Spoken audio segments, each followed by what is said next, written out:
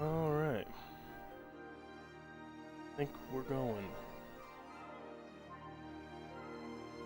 Doing it. You're doing it, Peter. Alright. So, what are we doing today? Today, I'm going to be mostly working on getting this ready for whitewood.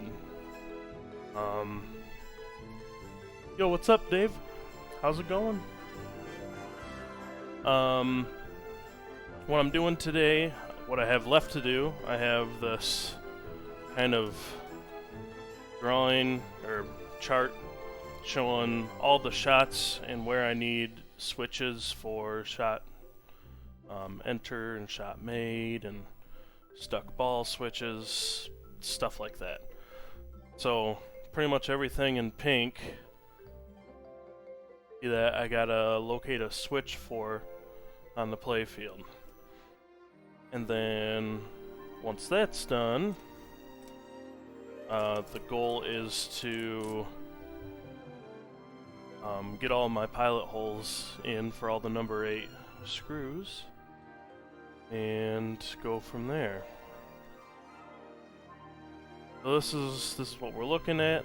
I recently went through and organized my file, so I have everything kind of broken down by type, which is super useful. So like I can show all the sculpts if I want to, which that'll probably take a minute to load. There we go.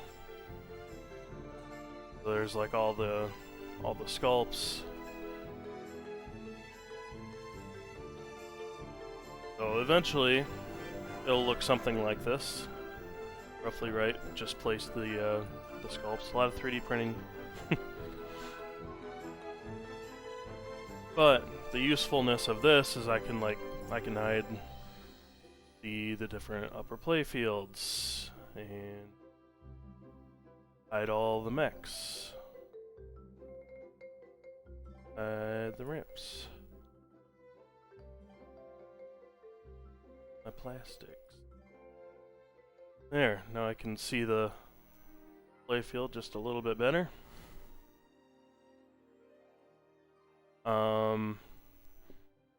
So I guess just get right into it. Yep, wide body. Just barely wide enough and not too wide.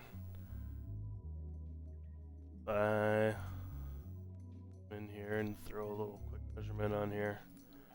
We're at 23 7/8, so just enough room for saw blade. Trying to squeeze the most out of it. But kind of my goal with it is to have it so it doesn't play like a wide body necessarily. So your widermost shots that have less velocity coming into them, I'm going to use magnets to accelerate those shots around, so it's a little bit quicker shooting. And then pretty much your innermost, or I'll call it like the outer orbit and the inner orbit.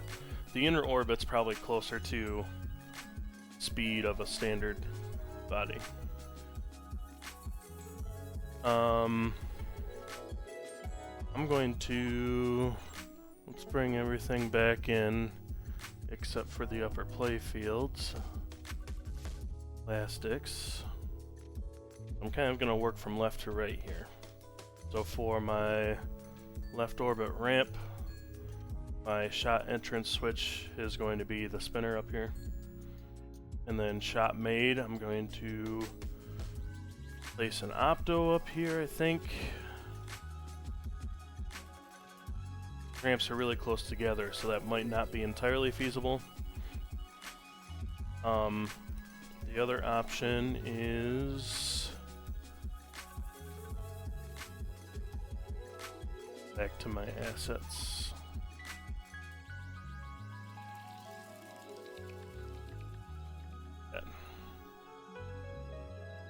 probably put it in my switches folder.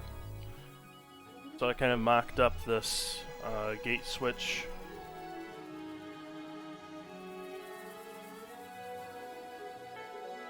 That essentially I took the model that was already existing for the spinner and then modified it to work with just a regular wire gate. So it's kind of what it looks like.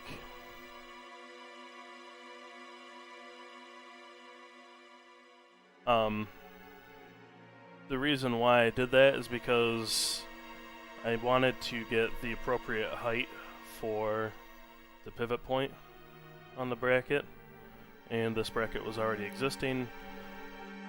But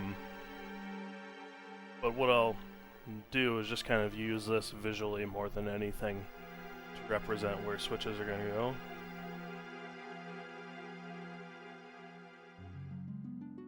So I'm going to kind of roughly place this.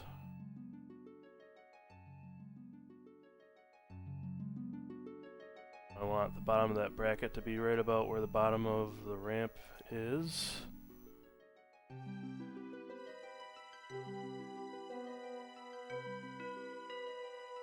And shift it back here.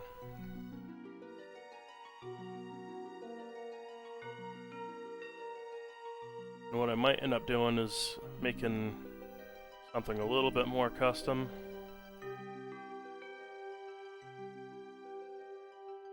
I'll probably have to do the same thing for this other ramp right here since they're both close to each other.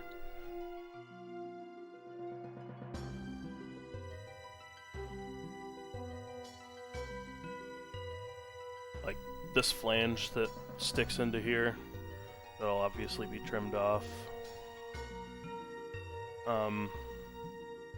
The other thing I need to figure out is how these ramps are going to be held in place at the top point here.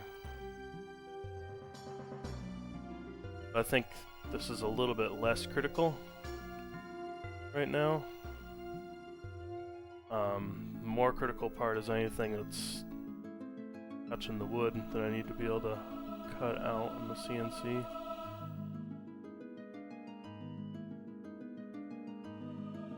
So something kind of like that.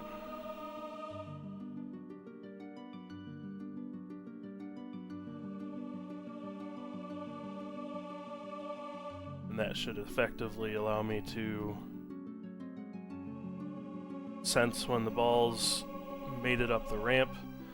And instead of this bracket, I'll just use just a simple bracket that attaches on the edge of the flange here. And then I'll probably jog it over and attach to the other edge of the flange here. Don't really have room. So like the edge of this flange right here, I could have a post come up. No playfield cut yet. I spent probably all day yesterday reorganizing my file and shrinking it down so it's not so fat. Like taking a lot of my custom mechs that I've pretty much solidified and then saving those as a copy in my folder and then linking to that file as opposed to having it all done locally in the same file. It's supposed to help shrink it down. So I spent a lot of time on that, tweaking little things here and there. Eventually, I would like to get this cut. That would be great.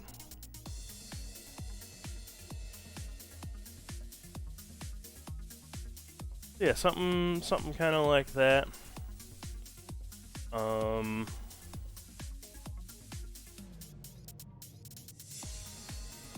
Because I don't have room for an opto in between those ramps there.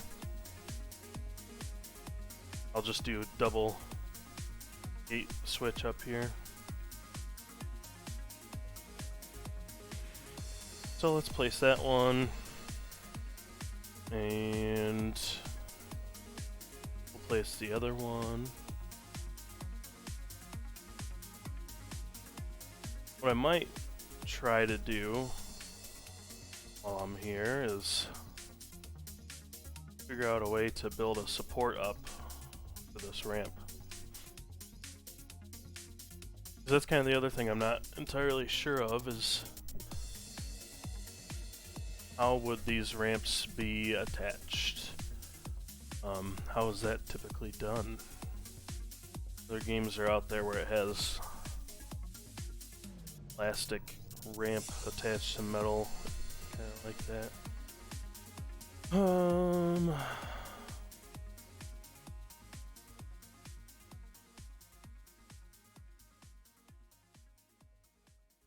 What I will do is throw a post in there. Post there. I could try to like support it from underneath. Oh yeah, that's what I was gonna do. Okay. Okay. So my thought process with this is I was gonna build some little kind of like butterfly plates that attach to the underside of this and get riveted on there, and then underside of this and riveted there, just to give it some support from underneath. That's at least going to be a good starting point.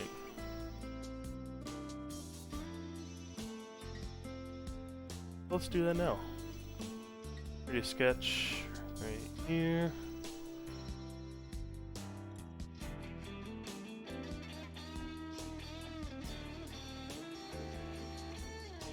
And what I'll do is I'll project that line there and that line there. And we'll do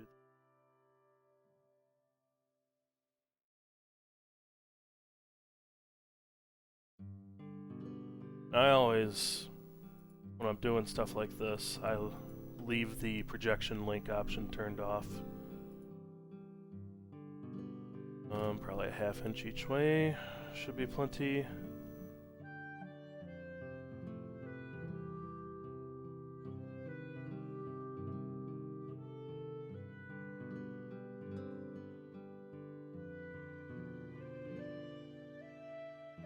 Yeah, that should work out pretty good.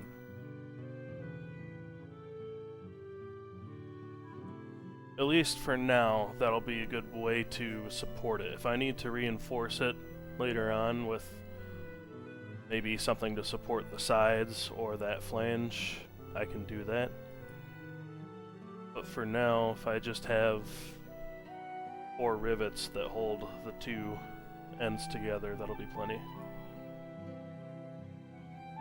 Especially for testing.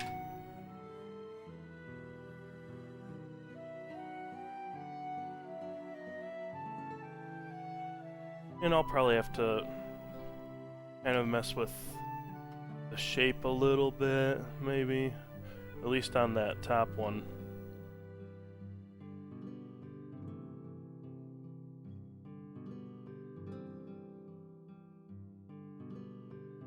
I'm here, make me laugh.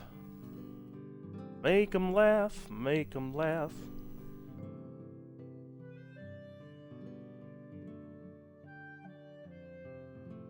What kind of dad jokes you got?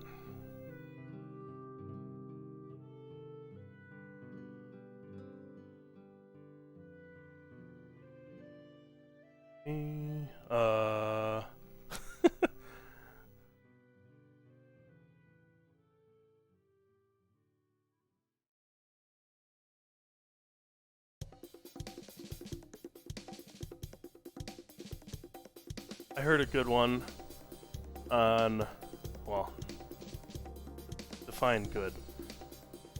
I heard a joke on Boat Show, which is below deck. One of the rich guys on the boat said, "How do you spot a blind man on a nude beach?" It's not hard.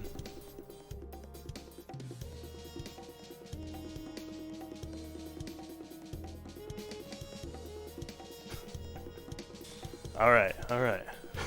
The CAD is going. I've been saying it for a while. I'm getting close. I'm getting close. My goal would have been to cut a white wood over this break here that I have off from work. But this whole week has just kind of flown by, which is not cool. Did you finally get it? How long did it take for you to get it? Took me a while. Wrong offset.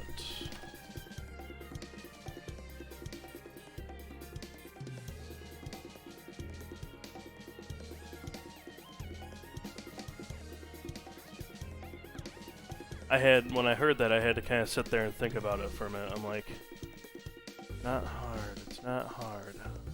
Ah, now I get it.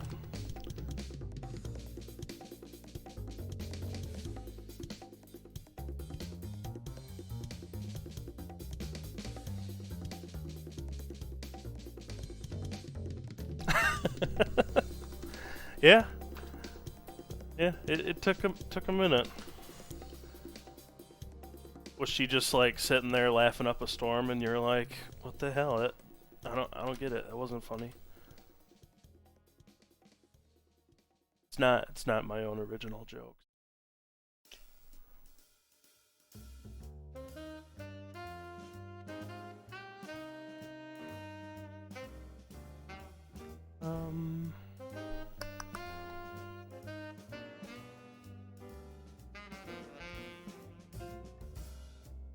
That, and let's put it in 360.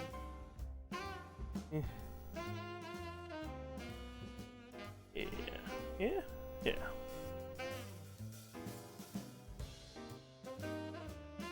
Do a quarter.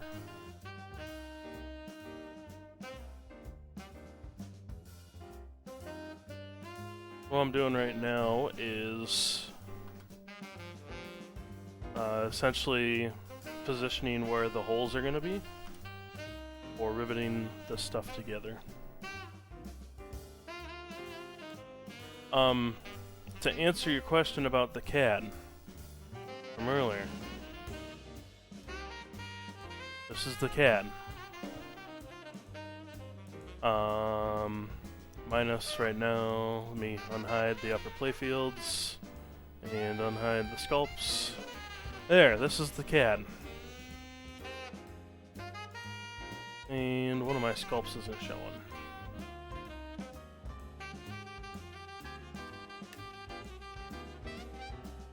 There, this is the CAD. So that's what we've got designed so far. The one thing I haven't really bothered to design in here is the wire forms coming down the right side to feed your inlanes. Oh boy, what other innovations? Well, so let's go left to right. So over here you got diagonally, the spinner shot there, and then you've got London, which is kind of that scoop.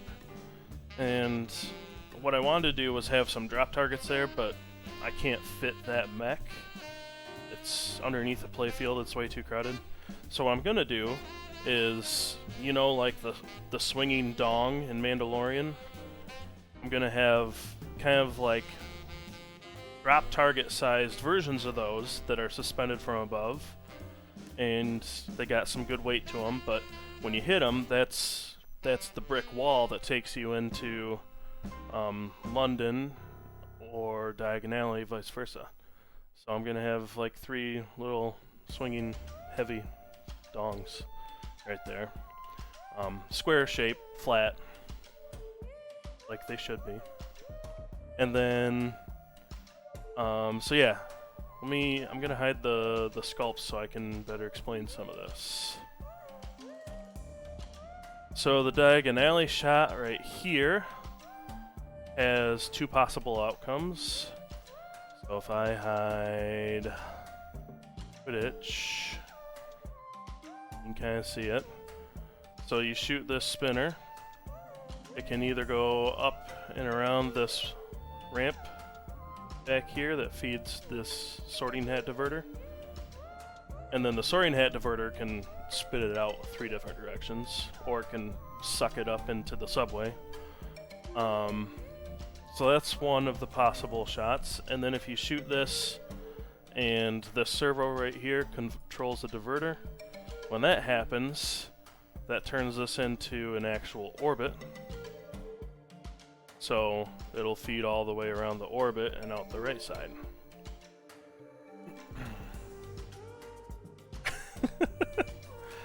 I should. I should. Yeah, I think that's like an interesting kind of plot point that wasn't really well explained in the movies, is how his dad was in the hardware business. So like when he had the meeting with potential clients, when Harry dropped, or well, Dobby dropped the cake on their head, it'd be nice to know like what those clients were. So yeah, 2 possible outcomes. It can either go up this ramp here, or it can go all the way around the orbit and out the right side from behind Hagrid's hut / the Dark Forest, Forbidden Forest, or whatever you want to call it. And then the next innermost shot I call the left inner orbit.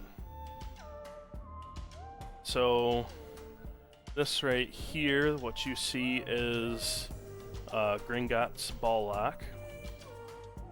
So it's kind of like a 180 ramp that will hold the balls stacked in 3. I'll probably put in some windows and lights so you can actually see the balls when they're locked. And that hides inside of the Gringotts sculpt. So those 2 little forks pop up out of the playfield right there, similar to the Pirates of the Caribbean chest. So those bad boys pop up, and then you can lock 3 balls. Or if you don't have a locklet, I can also use this as a left ramp to feed this wire form. See, they just drop into the wire form. So a couple different options there. And then when the forks are down, you go up this ramp here. That guy. That spits it into this inner orbit area, which feeds your right flipper. So shoot up here, and it feeds around to this right flipper. One other thing that can be a possible outcome from this is if you have a Quidditch mode ready to go. There's a magnet right here in the back that'll stop the ball, drop it into this Quidditch specific subway, which feeds over to this vertical up kicker, which spits the ball up onto the Quidditch playfield. So a couple different outcomes out of that shot. You got the Gringotts lock, you got the Gringotts lock to feed the ramp, you got the little mini ramp that feeds into the orbit, and then you got the magnet that can pull it out of the orbit and feed the Quidditch playfield. And then the next innermost shot, you have what I call the Horcrux pizza. Just because it's shaped kind of like a pizza. So this is a captive ball lock. So this bar right here, which is going to take some very specific bending skills on my part. This bar here actually gets pulled down using a similar mech to what powers a pop bumper. So it'll use that yoke and pull the 2 ends of that bar down and lock a ball in place, and that'll be like a locked captive ball or captured ball. And then there's a magnet inside of there to toss it around a little bit. And then it's positioned and angled as such so that you can hit this captive ball from any direction to get it to go to a specific target. So that should work out pretty cool. And then the next shot, you can kind of see right up to the right of that, right up into the scoop back here. That scoop would be part of the flue network. That flue network would feed over and out this left scoop. And then from there, spits it right down to your left flipper. So, again, kind of similar to what Pirates does, JGP Pirates. Feeds down over to your left flipper. That could be one of the many places it could shoot out when you hit the flue network. But I'm thinking I want kind of like instantaneous transfer.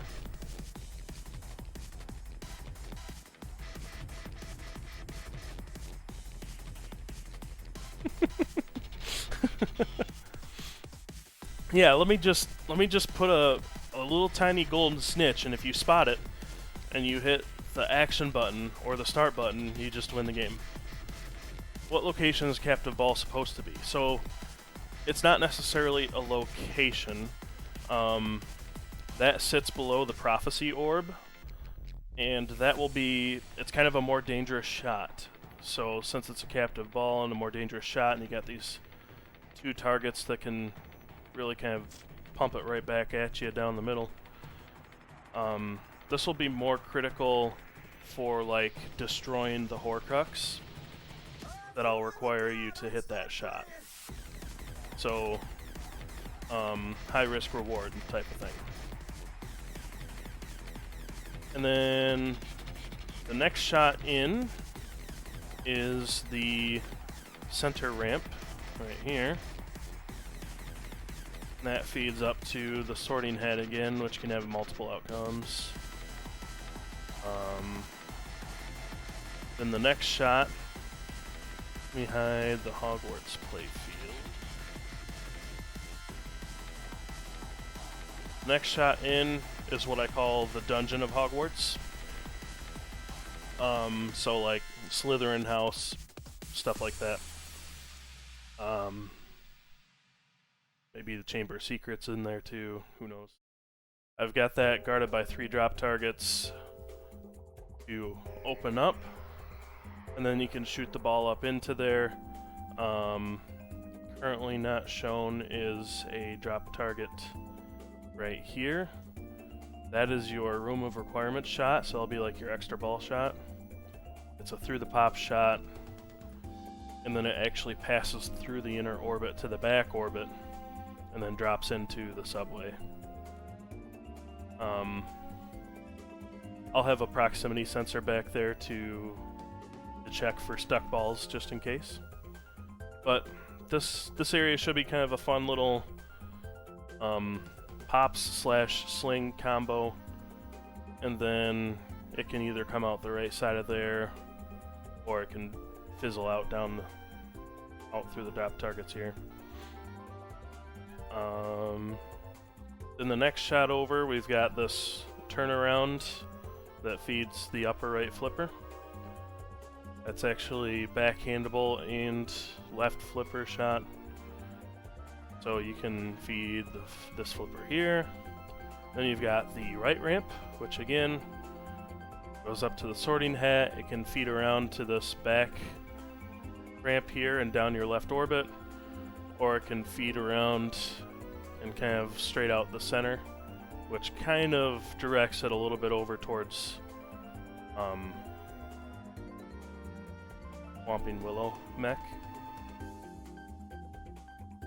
And then your next shot, you got the inner right orbit.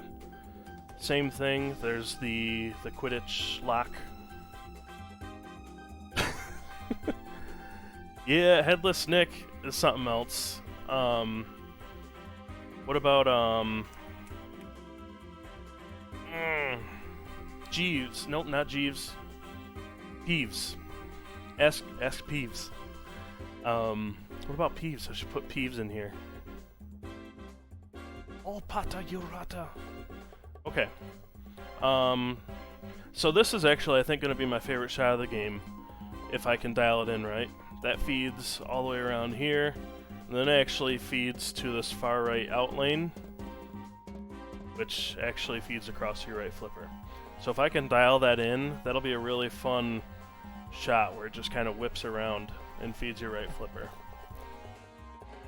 And then the furthest right shot is the, what I'll call like the Dark Forest shot. That's behind this Hagrid's Hut mech, which turns out of the way to open up the shot. So when you're not allowed to go in the Forbidden Forest, it'll be closed, and when I want you to shoot it, it'll be open. There's also an under the flipper shot right here. That would be like a Hagrid's ball lock. So you could shoot under the flipper and it'll feed down right here into the subway. And then let's take a look at shots from the upper right flipper. Quite a bit of them. So these three targets are probably going to be more of like glancing shots when, or your missed shots when you're trying to shoot at this center Horcrux ramp.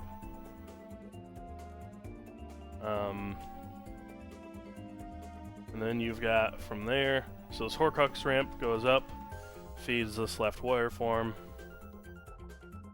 and if I unhide, you can kind of see how that all plays out there. And then the next shot in, you've got this little kind of mini orbit loop that keeps feeding your right flipper. There's a subway entrance scoop shot right here. There'll be two targets, and you can also lance it into this flu shot, flu network shot.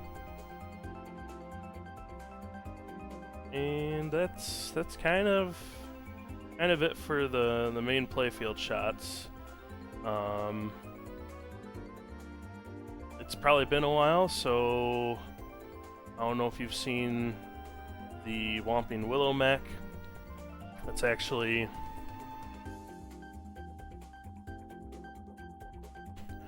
Peeves. They actually had him cast in the movies, and they pulled him out of the movies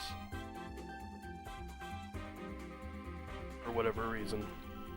But he's probably one of the more primary poltergeists. So magic map wise,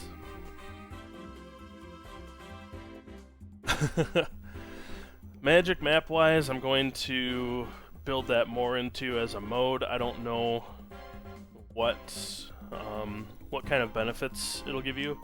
I kind of want this to play a little bit more like an RPG, so like you can collect items that give you kind of power-ups and things like that.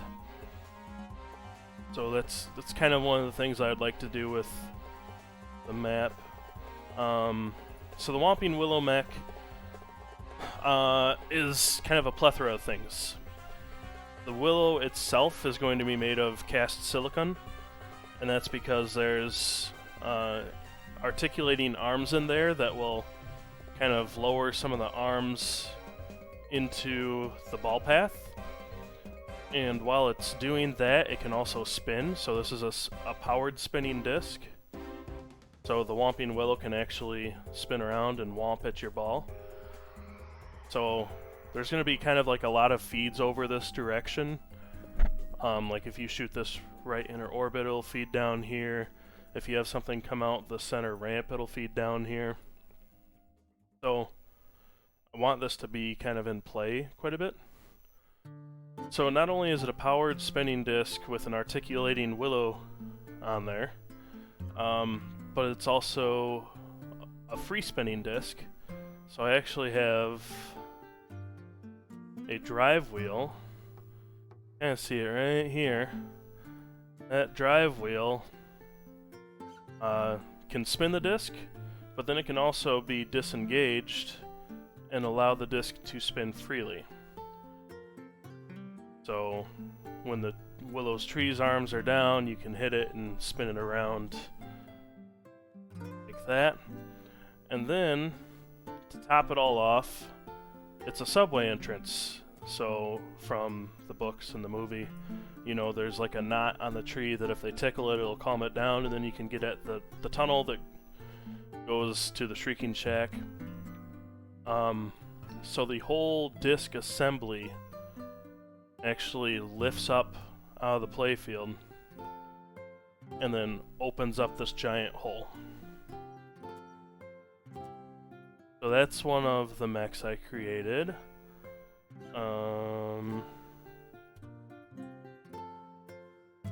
There's a lot of stuff I've created, I just can't recall them all. Kind of overwhelming to think about. So you can kind of see, let's go over here. So this here is the mech that races the forks up for the Gringotts. This right here is the mech that is your captive ball mech thing.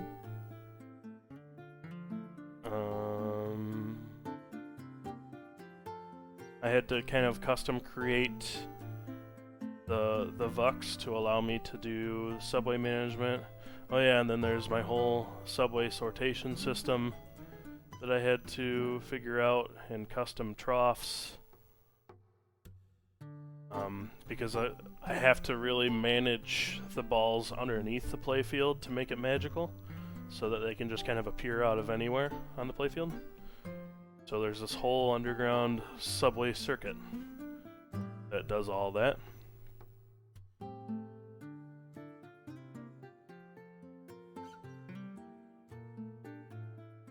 And obviously the mag rail, I think that was in existence when I was streaming earlier in the year. Yeah. Been a lot of stuff. And then the Quidditch playfield itself took a lot of figuring out too.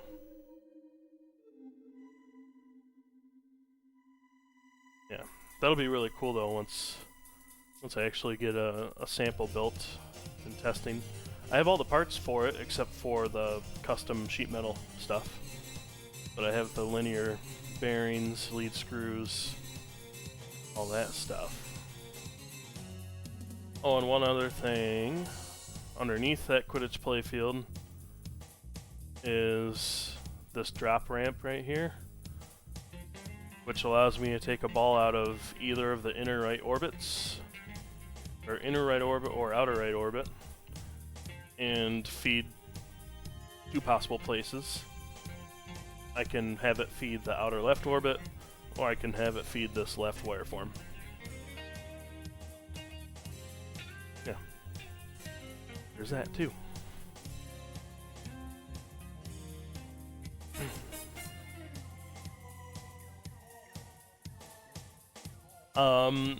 We'll see. I haven't even gotten to the coding, so I can't promise any commitments on specific references.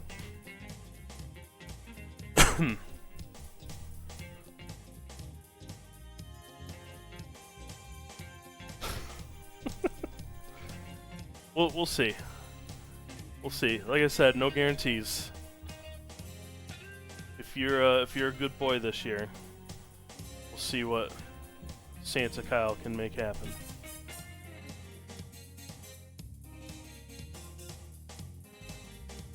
My goal is to, and you know, my goals have changed a lot, because originally I was going to have this at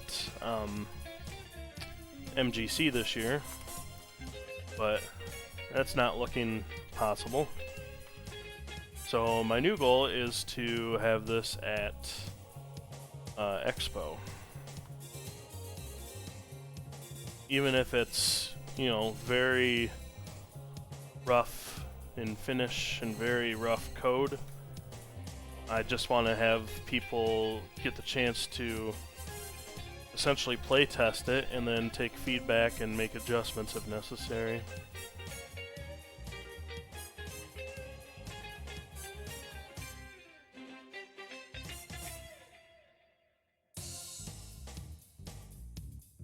That's my new goal. We'll see where that takes me.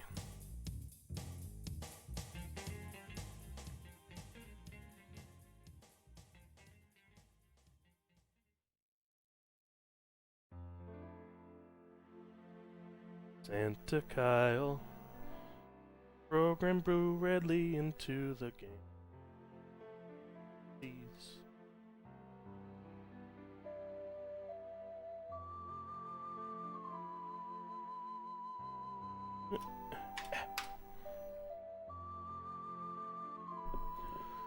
Me too. Me too. I mean, if I can keep working at this today and get things kind of set in place, as far as the whitewood goes, I would like to get this running on the CNC tomorrow. And can't do it tomorrow. It's gonna hopefully be Sunday, and I'll do a CNC whitewood cutting stream. I actually ran an Ethernet cable out to my barn so that I could have the potential to stream out there. So we'll have like a camera on the CNC and have some drinks. You can watch the process of cutting the whitewood. Doesn't that sound interesting and exciting? Hopefully it doesn't get all screwed up. The one thing that's probably going to take me some time is programming the toolpath for the CNC. Cut this out.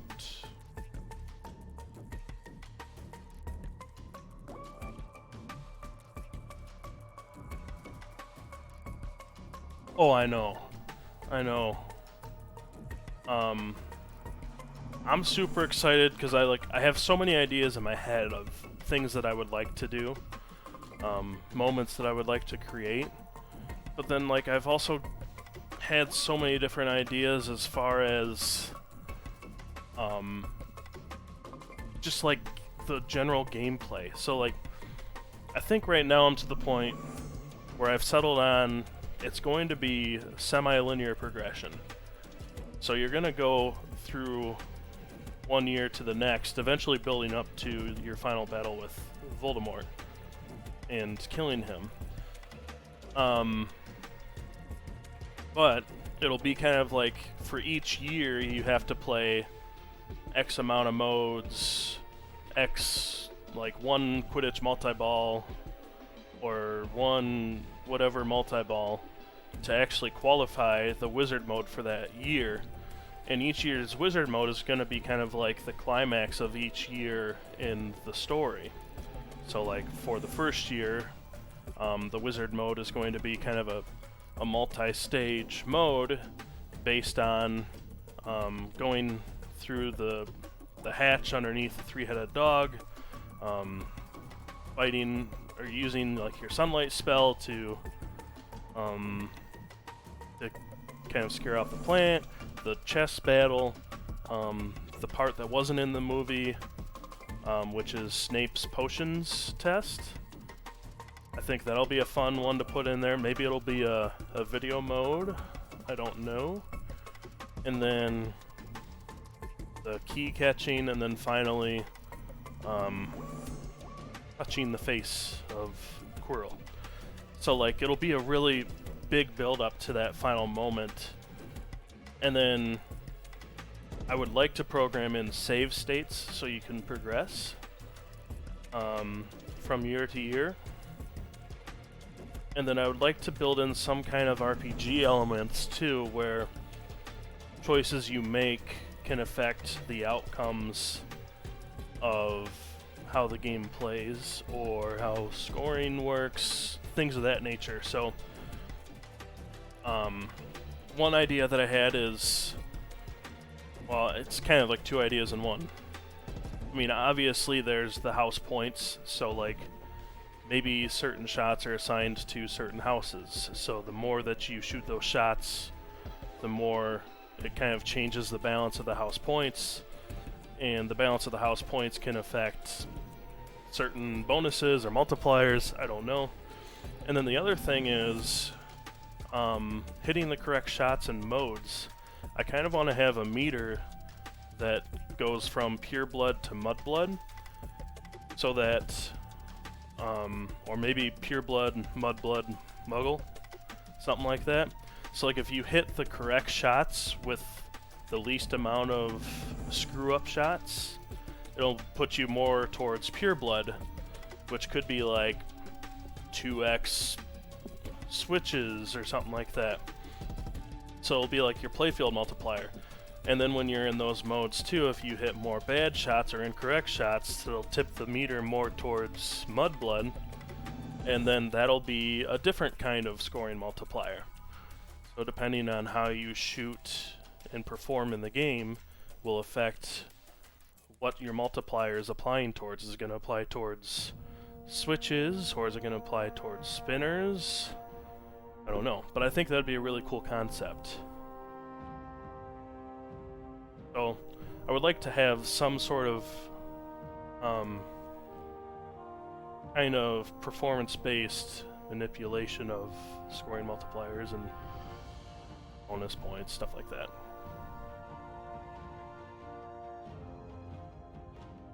Right. So that's why they're both going to have bonuses.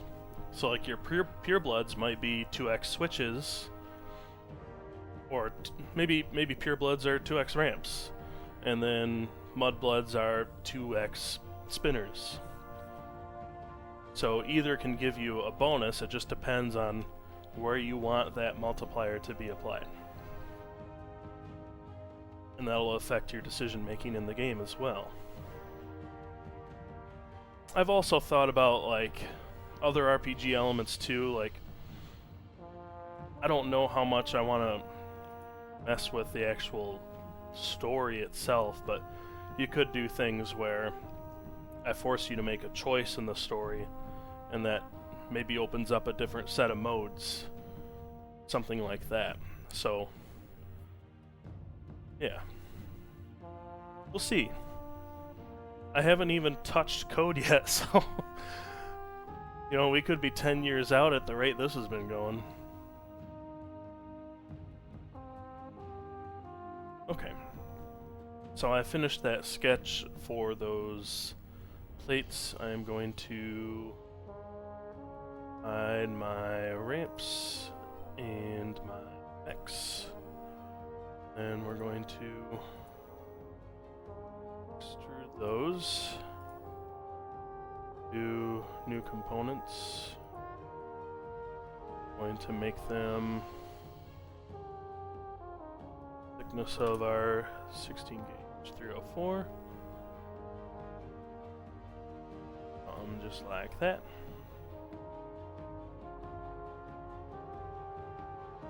There, so those are going to be our brackets for securing our ramps to our sorting hat diverter. And going to that's annoying. Them all into one component.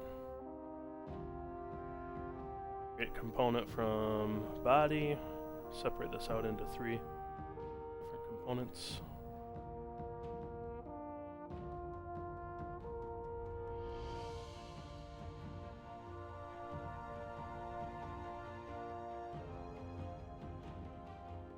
And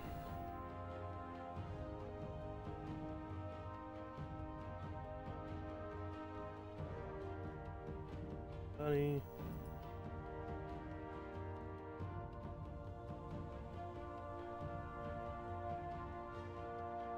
We'll rename this one as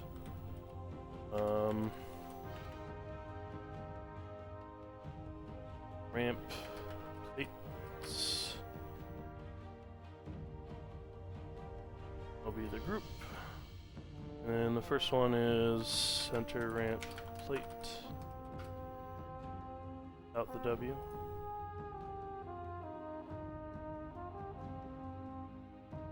Yep. Plate. And yep.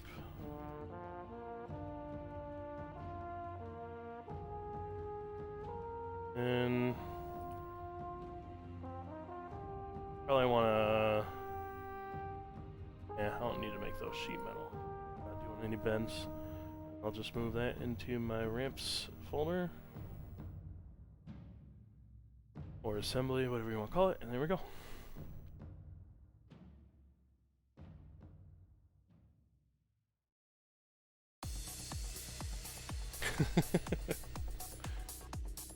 What we should have, just for you, is an adult mode that lets you make these kind of decisions and use those kind of meters.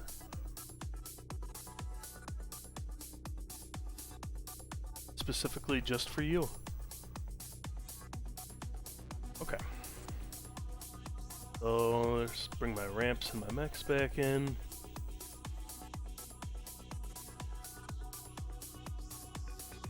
I may have extruded those in the wrong direction.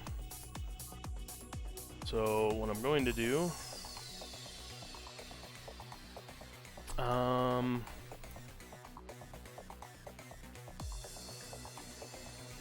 going to go back to my sketch,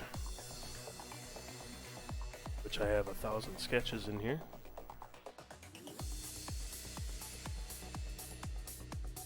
That, and hide the ramps, and we're going to put some holes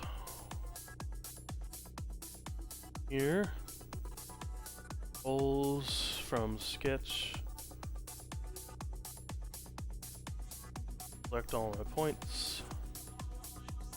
I want them to be 0.125 in the thickness or depth of stainless.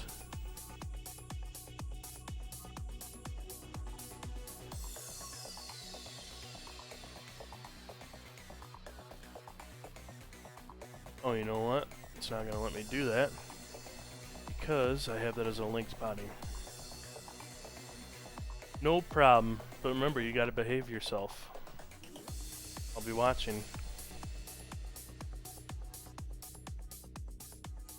Okay, so I need to take that custom diverter. Recording head. We're going to edit in place. Now I should be able to put the holes in it.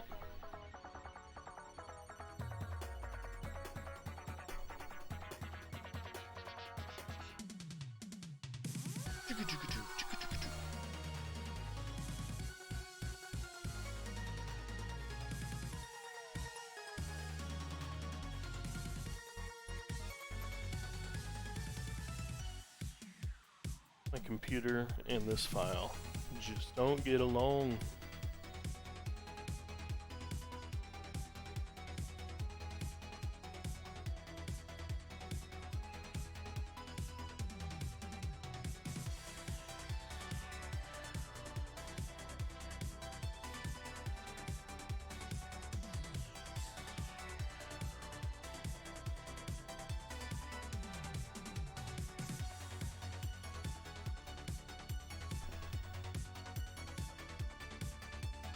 Alright. Now let's see if I can do the holes from sketch. That's not gonna let me. So annoying.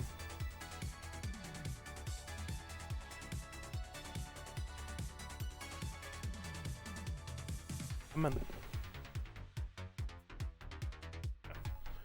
So, create a sketch. And then project.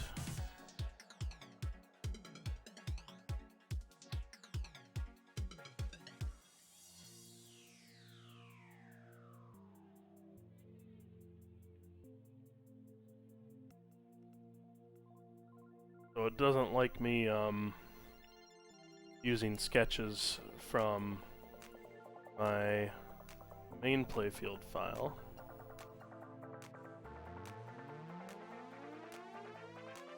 As references for making holes.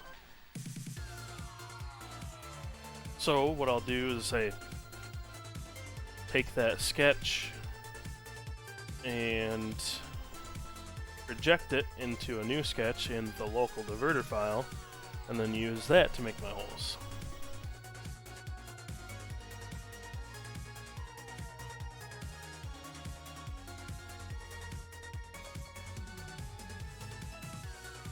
I don't think that project actually worked, because I had it as a link.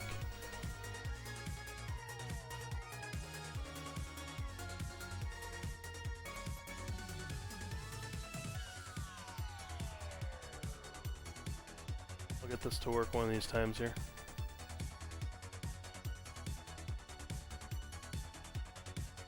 Maybe? Let's see if that worked. Oh. So annoying.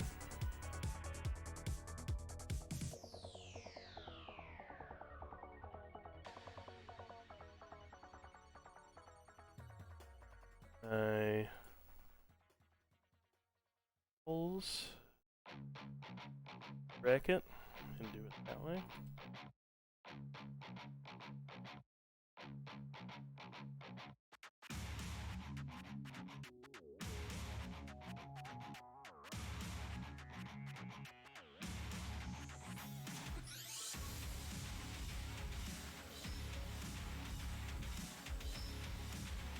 There.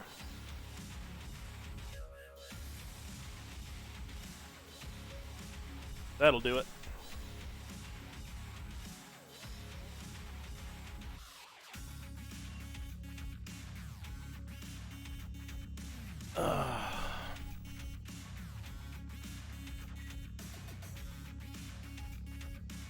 Now it's going to take forever and a half.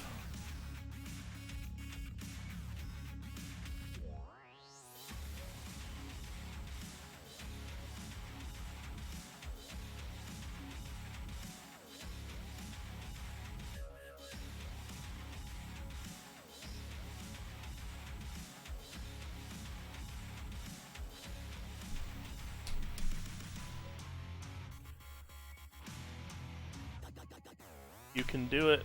You know you want to, computer.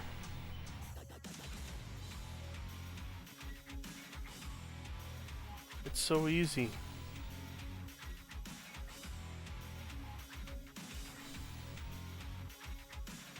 It's not a computer horsepower thing either. Fusion just gets bogged down this many components.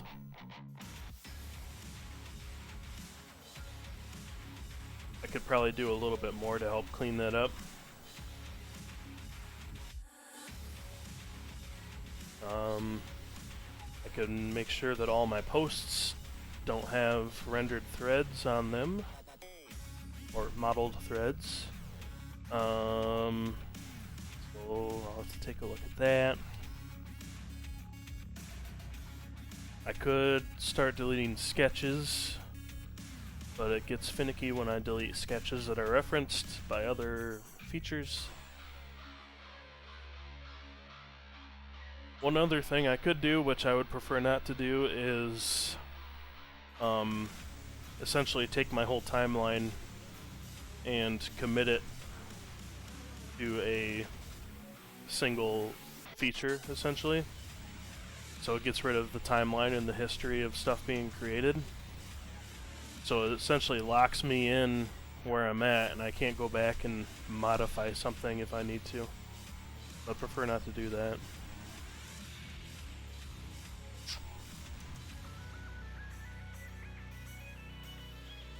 See how long it takes just to go back through and recompute everything.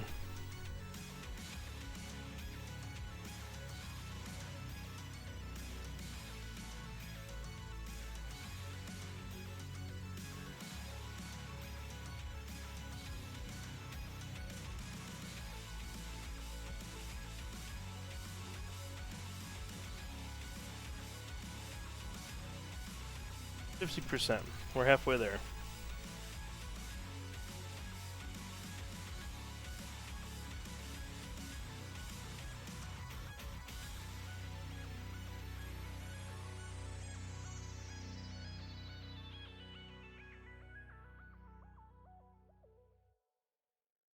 Come on, baby.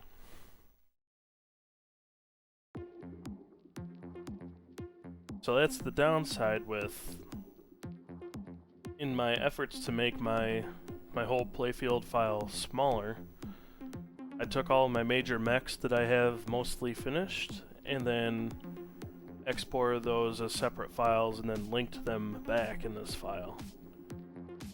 So that way it's not trying to do all the computation within this file.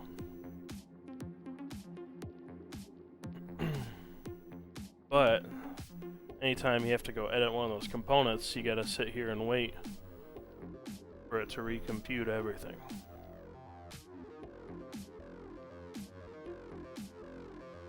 But on the plus side, I should hopefully not have to edit those components too often here.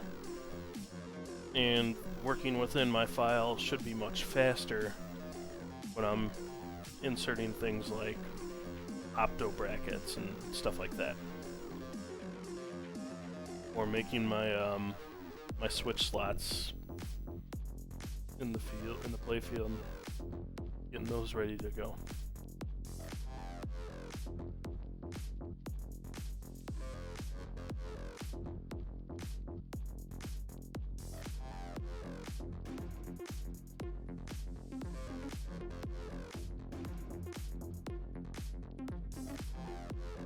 Okay.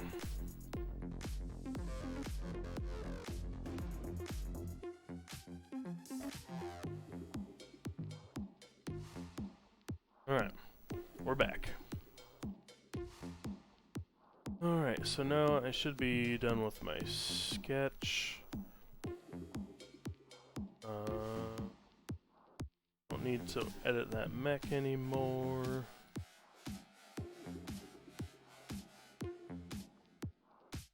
And let's bring my ramps back.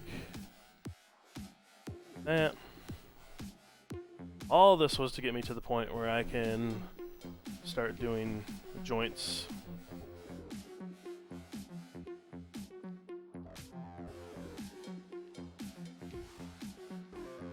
And locking these in place.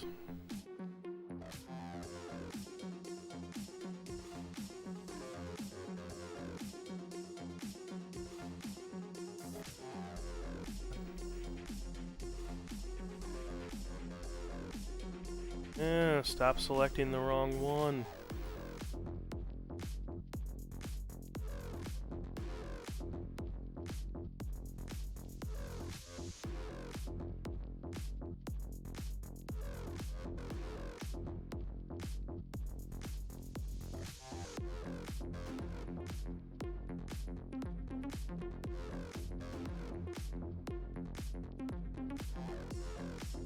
Point one, I want to go from there down to there. There we go.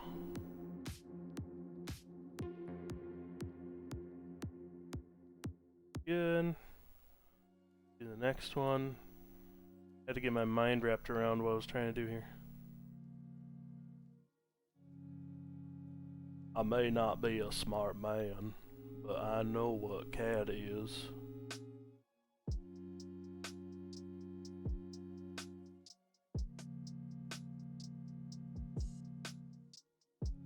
Okay. Now, all those are positioned correctly and are good mounting points for them. Alright, let's save in.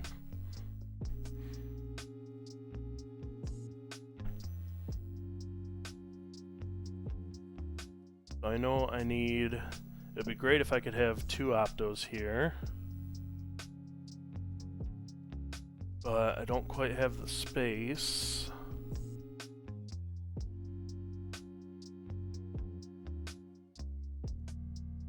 I'll just have to stick with the mechanical switches.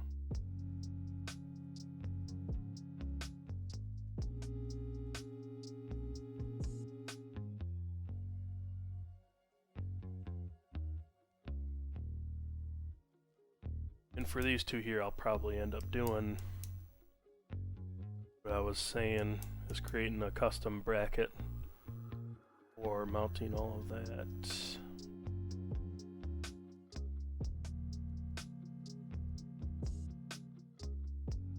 Like this, obviously, that ain't gonna work. Anyways, or I could flip it around, have the micro switch mounted back here.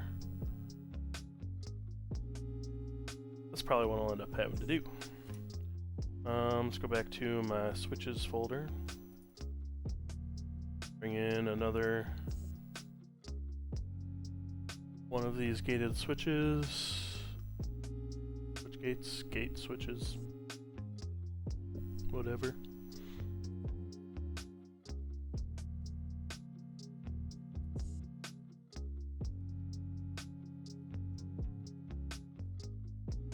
Bring it in. Did I not click it?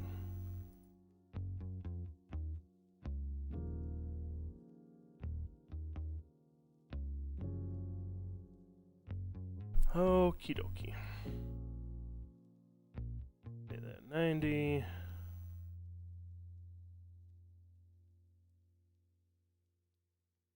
Bring it up here.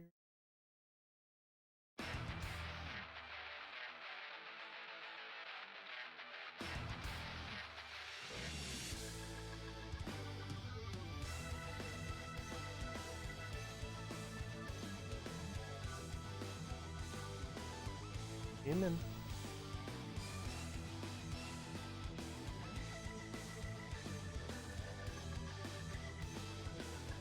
Yeah, kind of there-ish.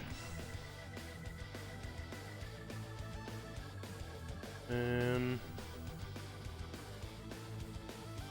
kind of there-ish.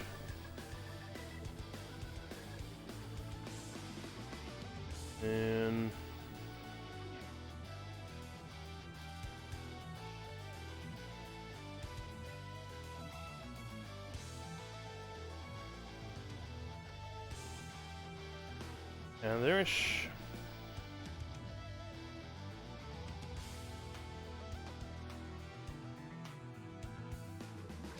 Yeah.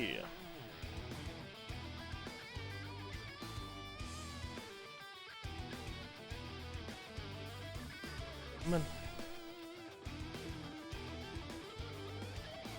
Oh, I did not just hit escape twice, did I? Ah, son of a nutcracker.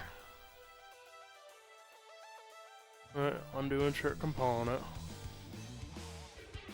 This again.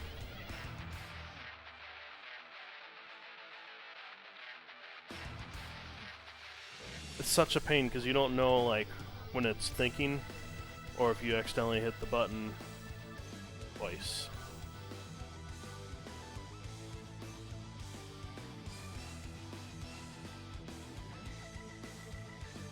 $90 degrees. 90. Really? Just do it this way. Whatever. Top view.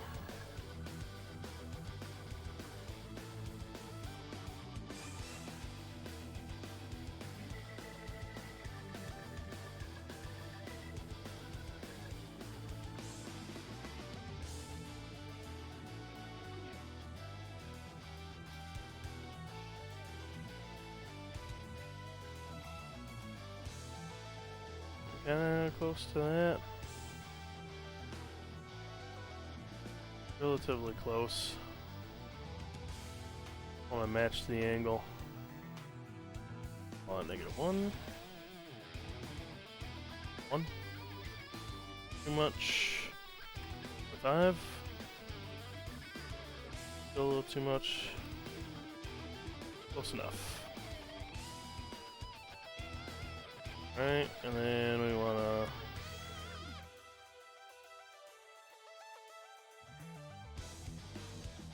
I wanna make sure that it's kinda centered again. On yep. I'm kinda like there.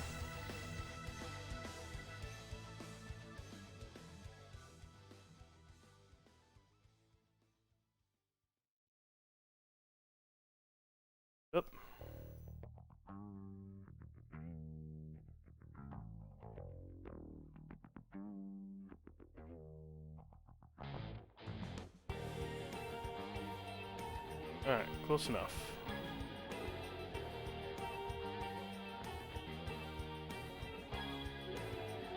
Kind of what I want to do is mirror that for the other side, so the switches go in the same direction.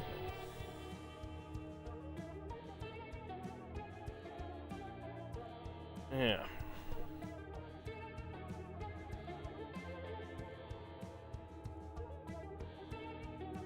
So, do this way. I'm gonna start working on that bracket.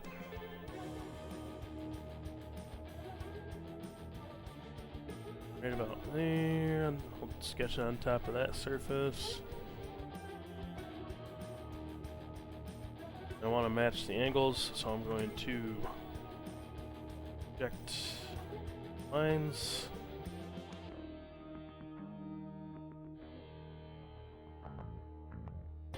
And offset.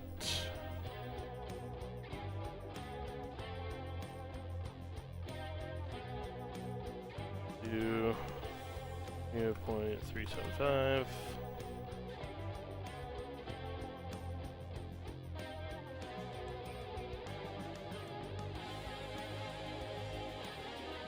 And then, what was that? 0.315. Okay.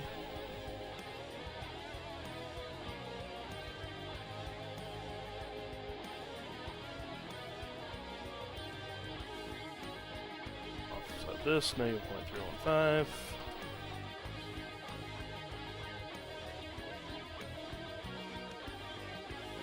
Don't need that line. And see, how long are these? 1.66.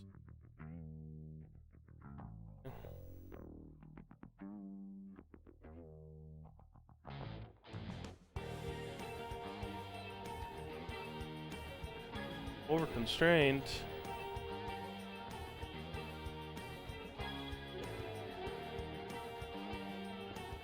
.66.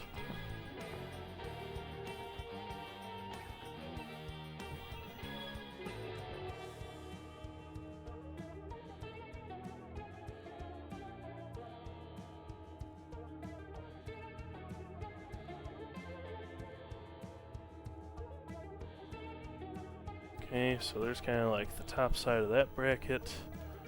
I want that to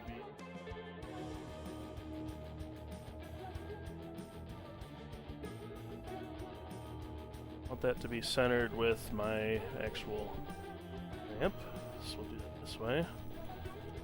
So there's a line there attached to this line at its center point, which is my ramp edge. Now, should be able to do a midpoint constraint. There. Go. Now that is correctly centered and aligned. A ramp. And it's, I believe, 16 gauge. Yep. Which means that needs to be 0.12 inch offset. Count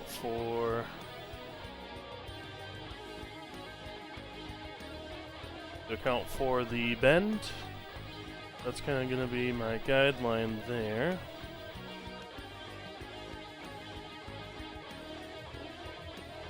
And same thing here, 0.12. Again, that's going to be where my bend is. Okay.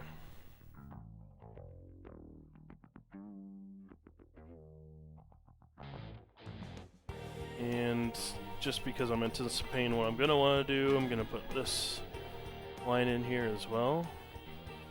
Because what I'm going to want to do is I'll copy the profile of this bracket that the switch mounts to, and I'll align that appropriately and extrude it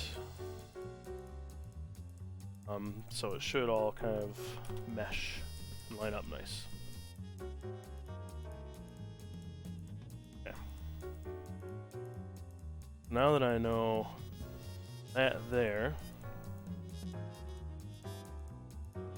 I'm gonna need a way to kind of attach these to each other.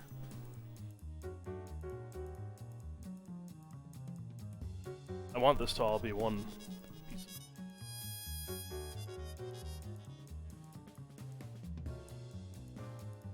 Offset this here.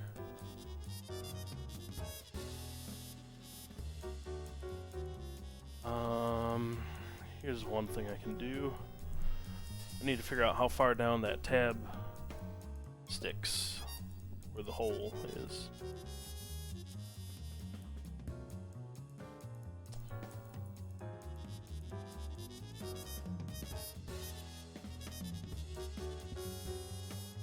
So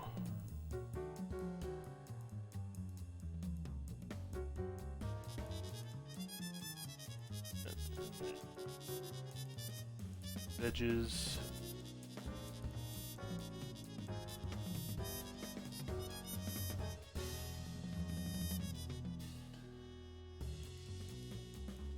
Number 1. 4 plus 0.26.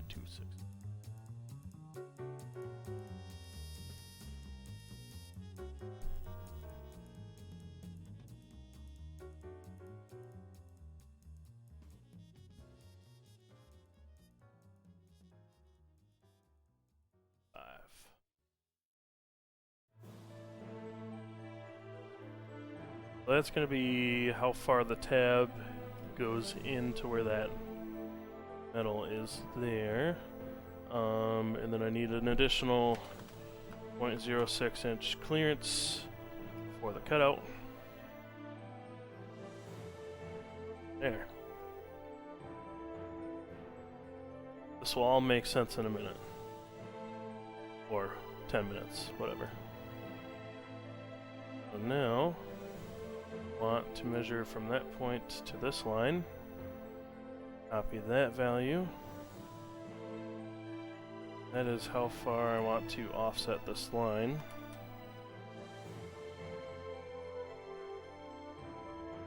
There.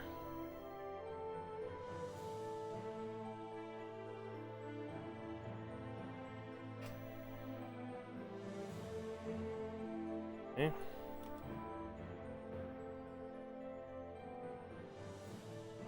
And then how wide was this point? 315. And then again, offset negative 0.315.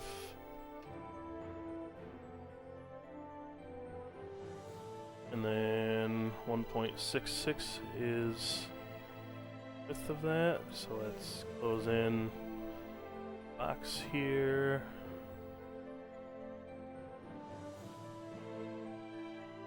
I want to lock that in place.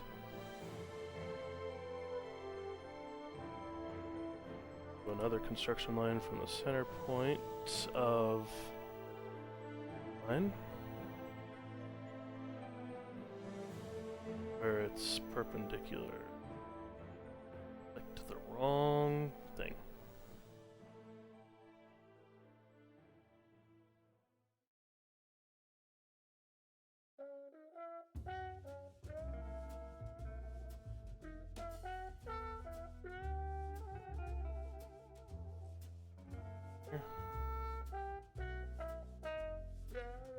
There.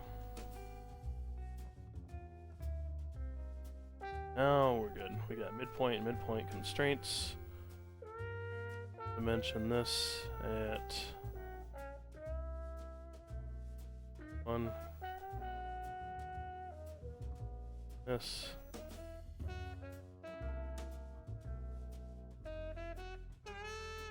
At 1.66. Right.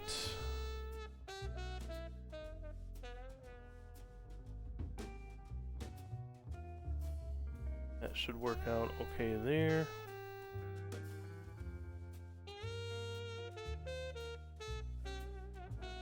Might notch a little bit out of that, but that's fine. Then same thing here. Offset that as negative 0.06.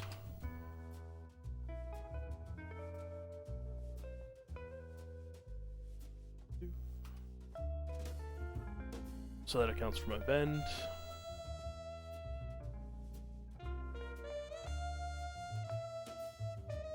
Negative 0.12.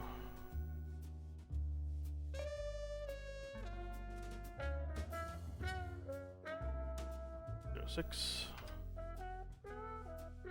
Okay.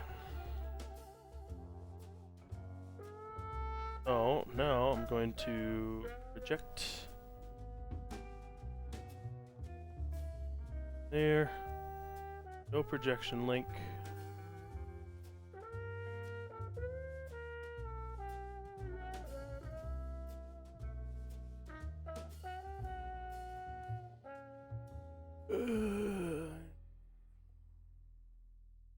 Oh, crap, I did not want that to be.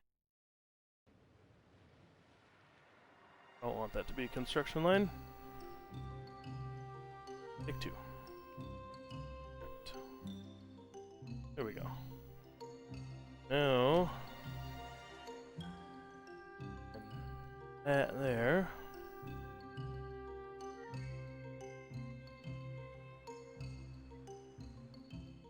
I need to select lines that I just projected.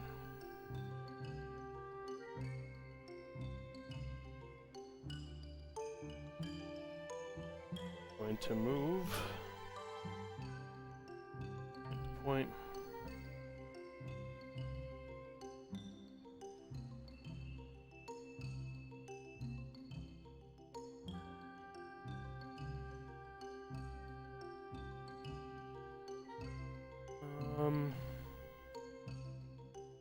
See if I can actually grab that line. Yeah. Oh, let me grab it.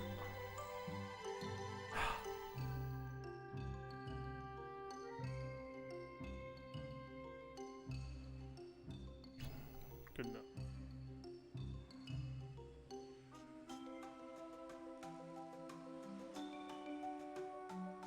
Want to make sure that the angles are correct here. I want to make sure that the lines actually up, and you see that they don't.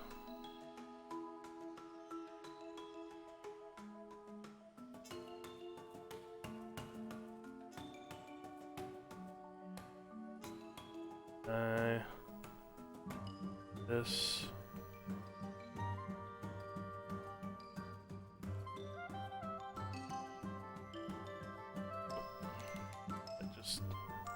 No? Actually, that may have worked. Maybe? Then we'll do a point-to-point constraint. There we go. Now it should be lined up good. So that'll give me a bracket. Then I want to do the same thing.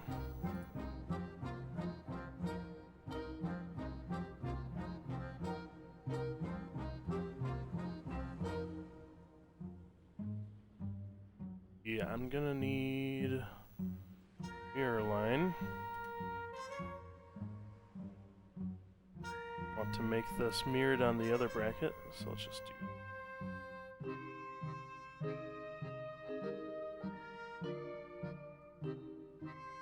that.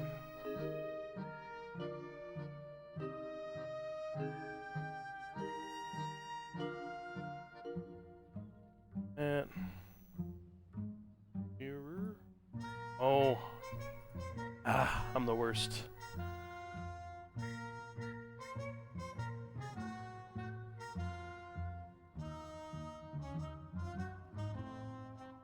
Line.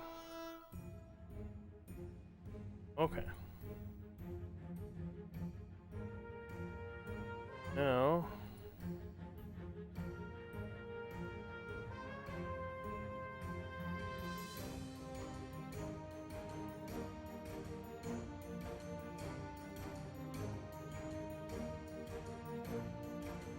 to select that, and we're going to move it.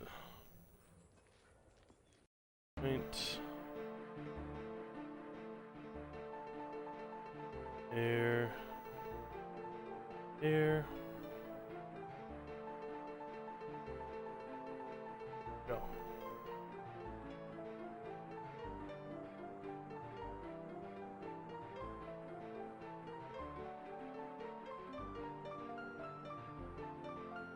Gonna free move it.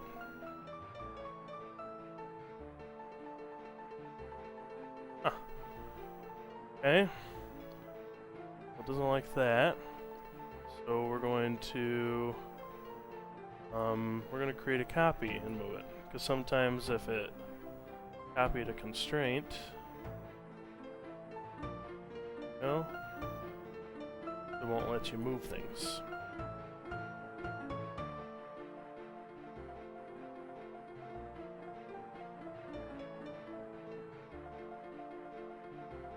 And we'll just do a point to point. There. There. Didn't really work. Whatever, good enough. That's where it needs to be for now. Then I'll apply constraints to get it correctly positioned.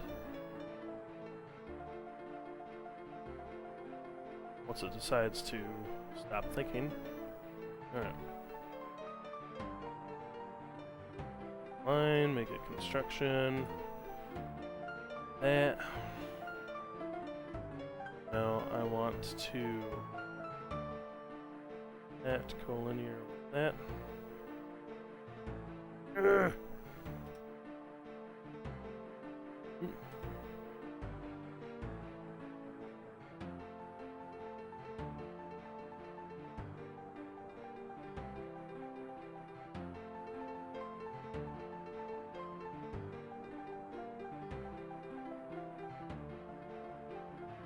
Those were when I moved it. Okay, there we go.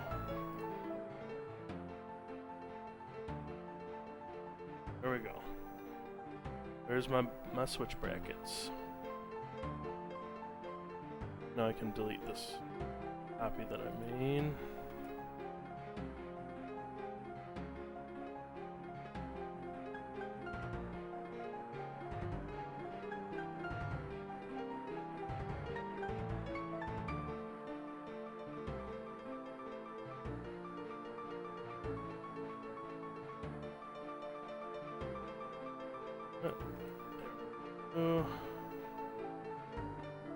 Here.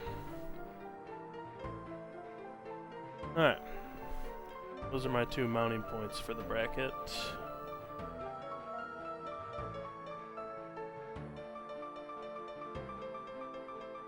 Good there. I guess the last thing I need to figure out is how these two are gonna kind of connect to each other.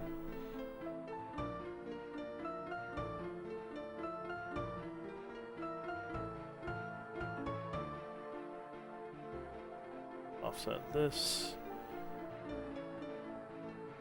D2.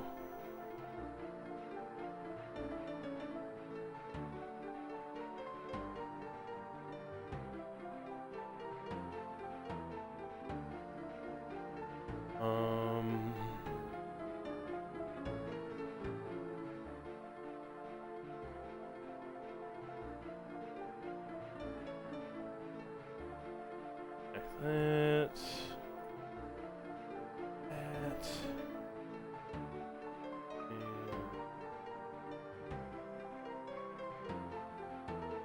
Negative D8112 plus 0.06. Okay, so there's the end of that tab piece that's actually going to fold down. I probably want to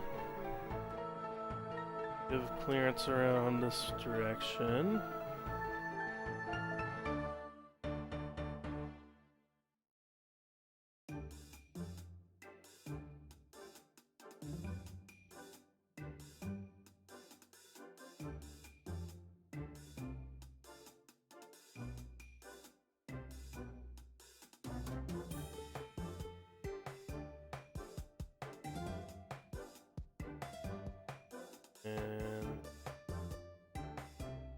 this D8112 minus 0.06.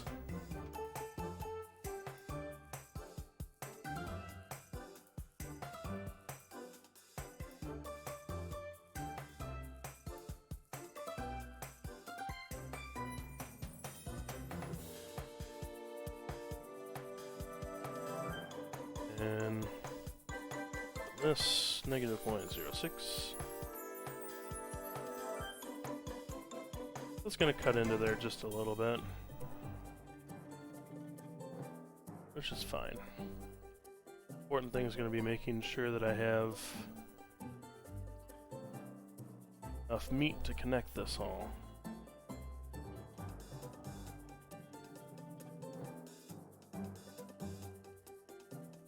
Again,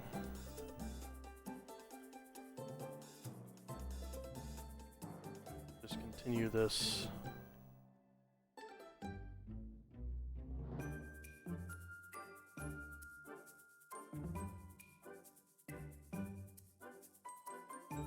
And then,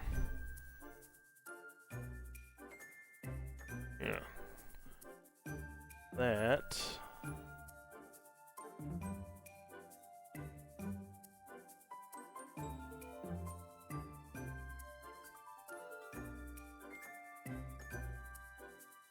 Crazy process trying to figure all this stuff out.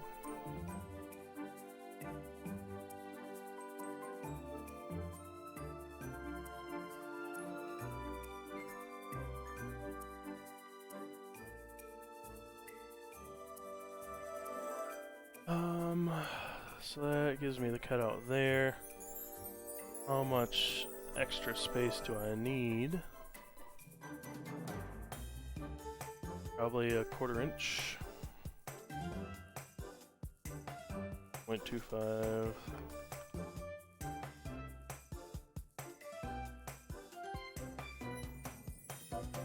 That's what we'll do. And that'll be enough to come over and patch in here.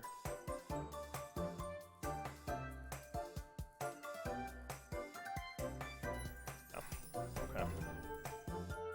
Okay. 1/4 inch should be hefty enough, I think.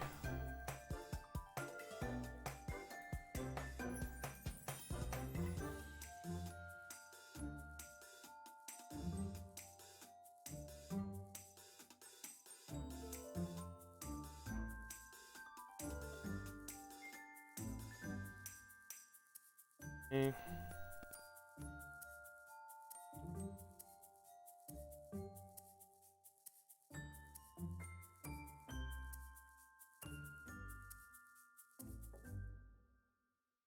Clearance for the bracket. Need another line from there to there. Alright. Progress.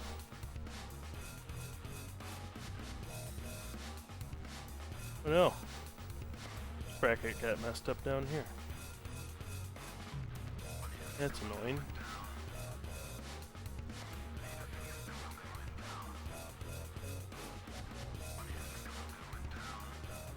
So all of this,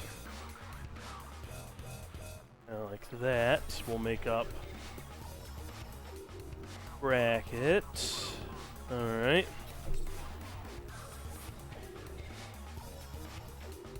And then I don't know what happened here.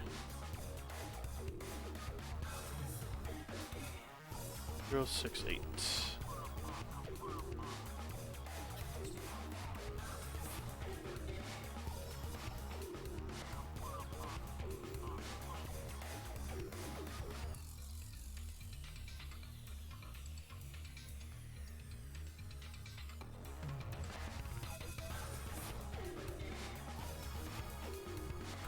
Let me select the other one, please.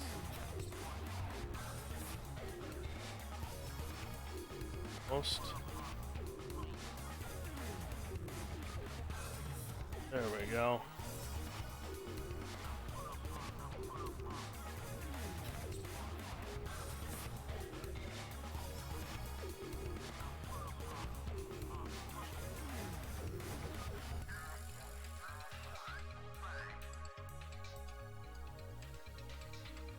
this fixed up right here.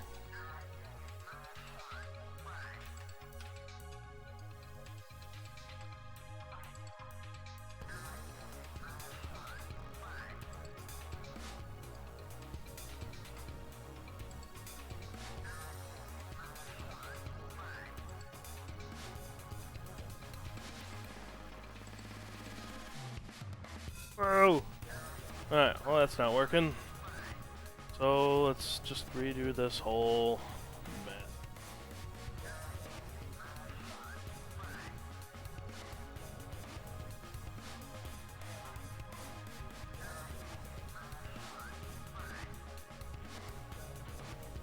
Sorry, folks. This is the joys of working in AutoCAD.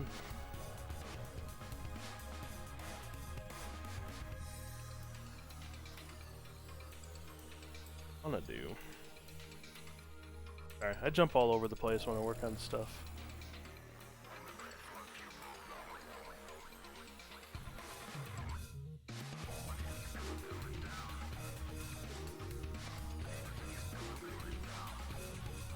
That's probably...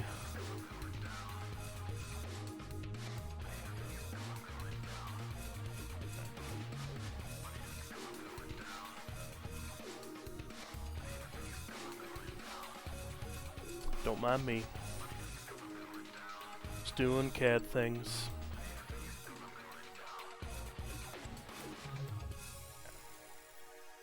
I don't need...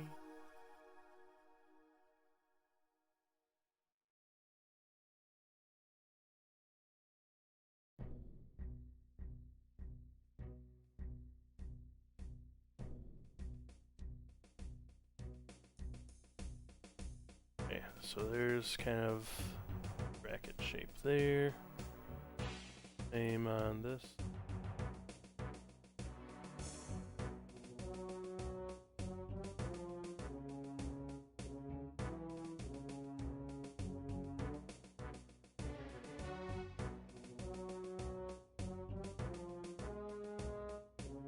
Somewhere in here.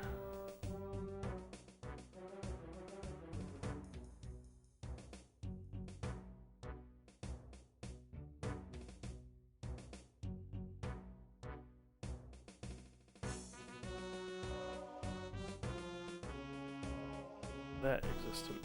Anywho. Okay.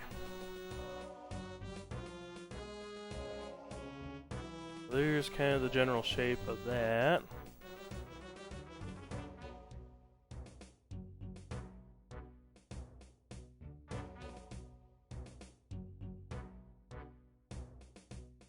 And let's get back to this thing.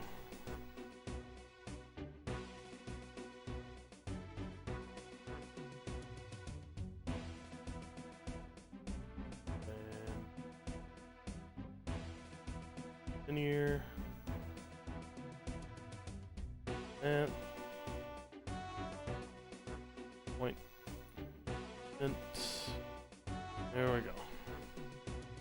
Fix that. We're good there. So that'll curve down, and then I can make my micro switch mount. I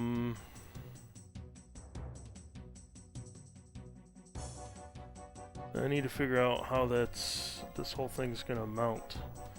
Maybe I just rivet it into the sides of the ramps here. Probably be the way to go.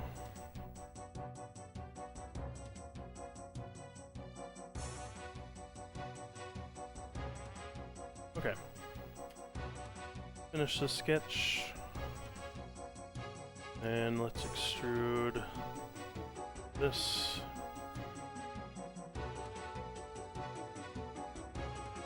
Steel 16 gauge. Component.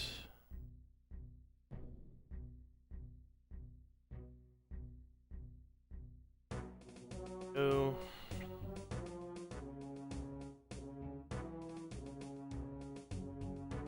And let's hide those switched. Brought in. Kind of need them. I don't need them. Alright, convert this to a sheet metal component.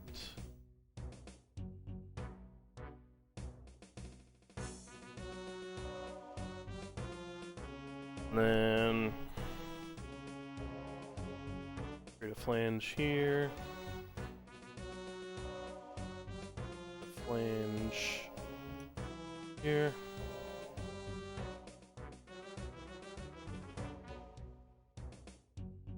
Outside. Then I'll just pop rivet those to the sides of the ramps there.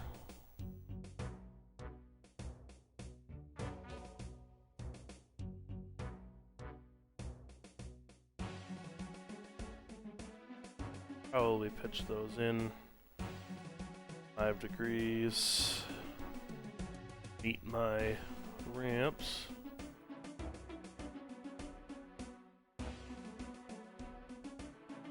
Yep. Work there.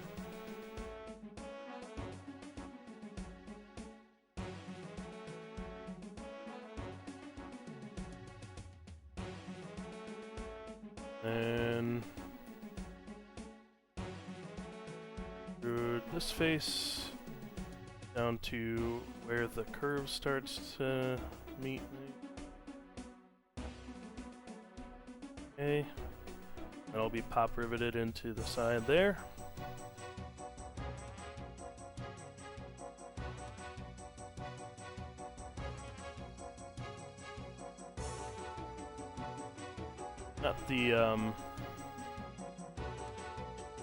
Not the most easily removable, is it?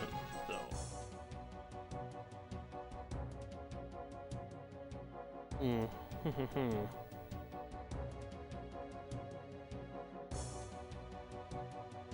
Could have it attached to those brackets down there. Quite possibly.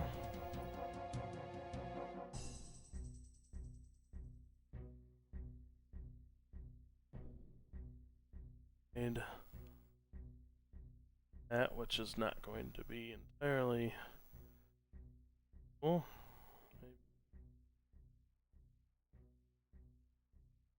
Yeah.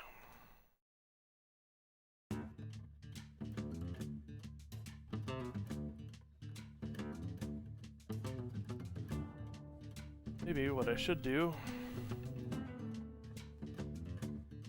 that down to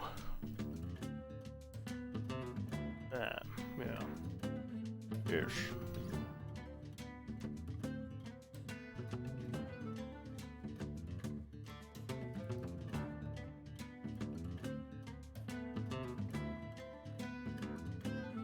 And with the other side.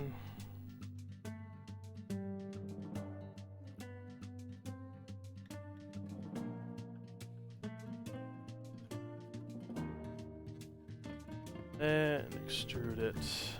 Actually, I'm already doing that. Edit that feature and change my object. That. And I'm gonna edit my flange and put those back at 90s.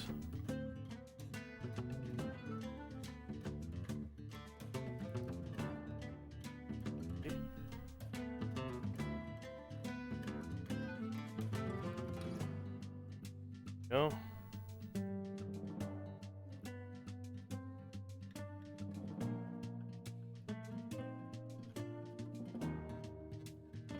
Alright, that's at least getting me to the appropriate depth where I can attach to those plates.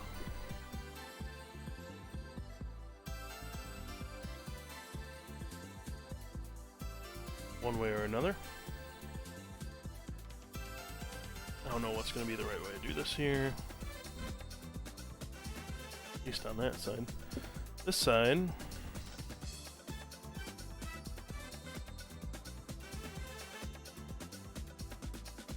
Extrude that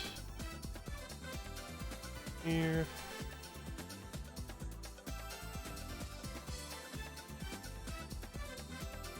And then give it an extra ½ an inch an extra 0.425.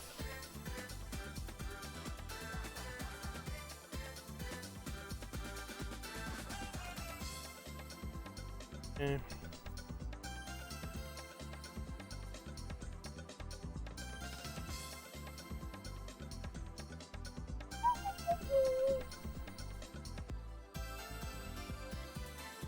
And then I'm gonna go back, change my 2 object on this. Top side of that bracket.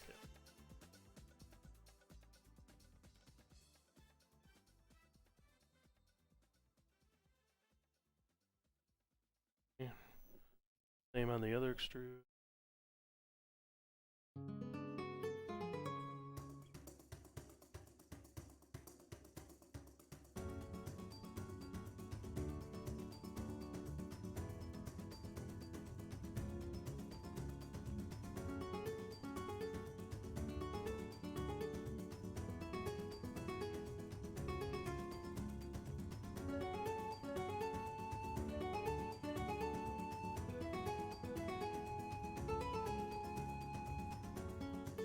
Alright.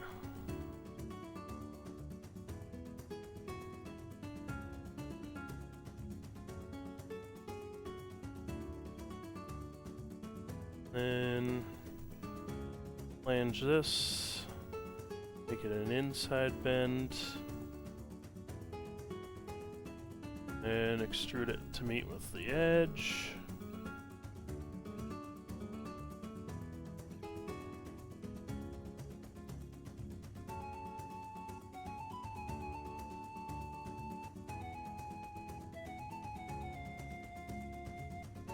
Okay.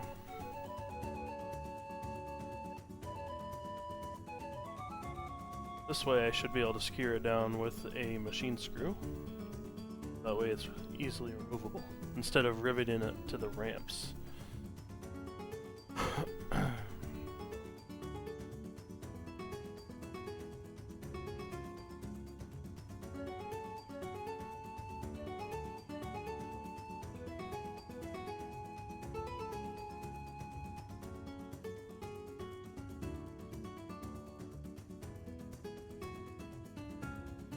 Okay.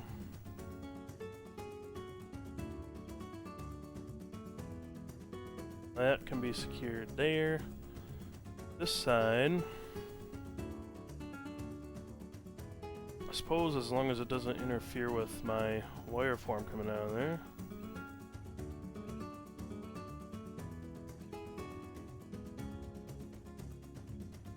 That, and it's 2 object. Offset. Close enough. That'll be a problem on this side.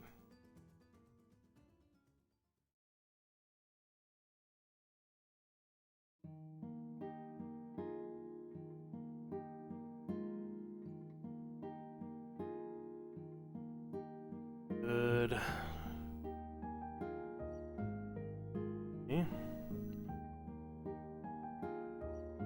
Here. Oh, my offset.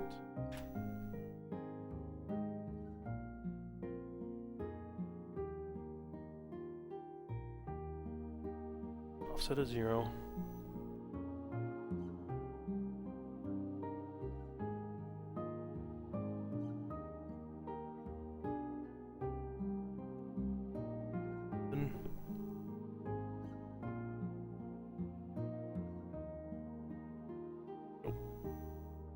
Nope.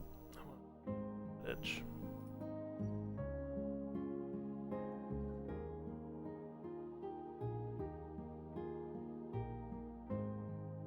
And do a flange on that. Oh, that's not sheet metal. Convert to sheet metal.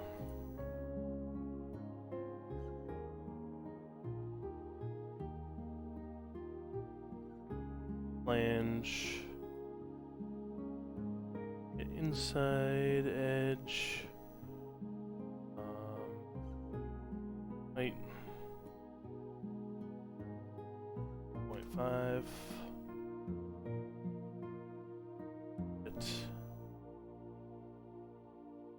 That.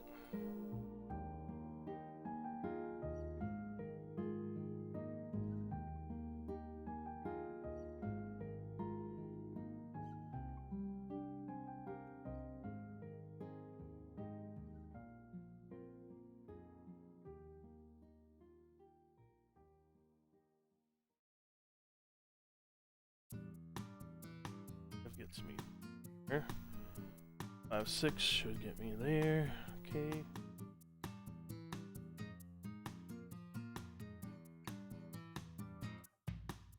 I'll just have this one screw in from the side.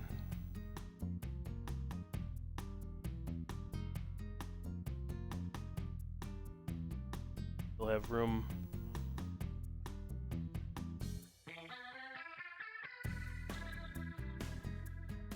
Be even better if I could have that kind of like just mechanically lock in place without a screw. That would be sweet.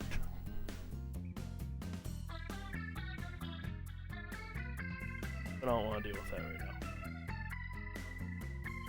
Okay. So there's kind of my switch bracket, and then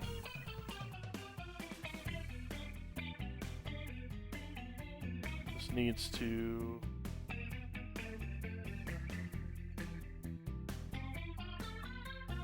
X5.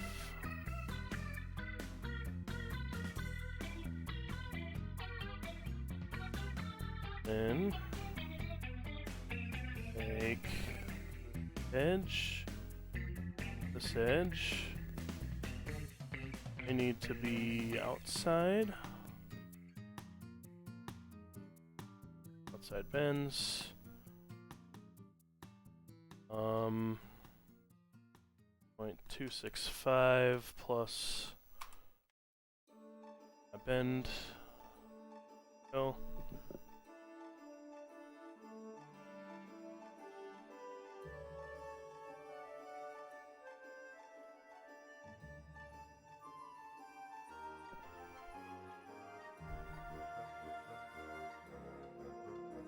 And then I need to figure out where the holes go.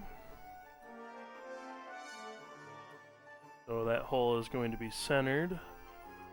Going to be 0.105 from the bottom edge. 0.08 diameter. 5.08.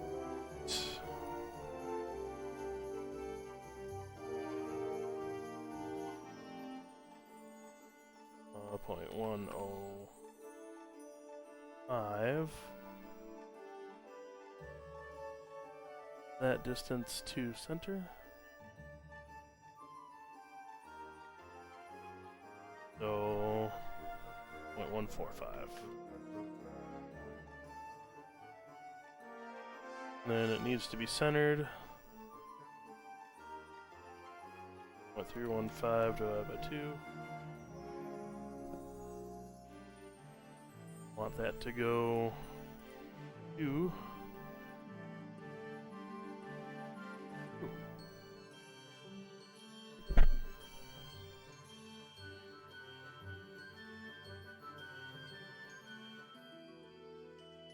Did I set the diameter of that? I don't know if I did. Sure.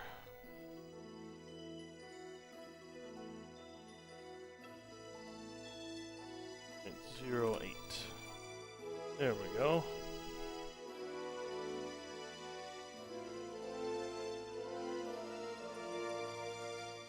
So roughly right, that should,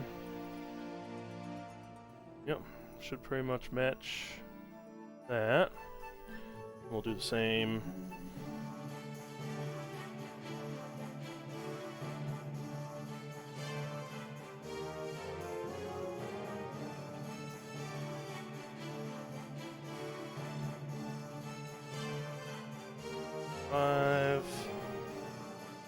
And 0.315 divided by 2.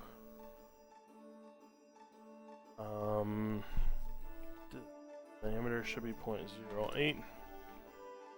Distance 2.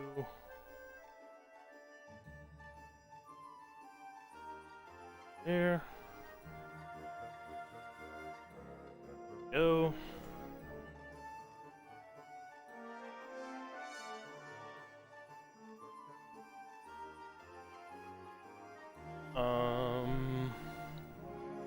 I need a hole here. That'll get screwed in place. Oh, and I need to do my those. So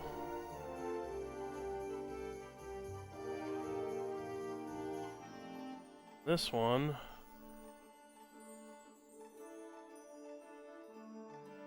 is 0.405 down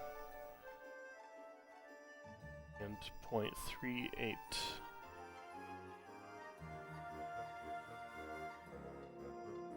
0.405 and 0.38.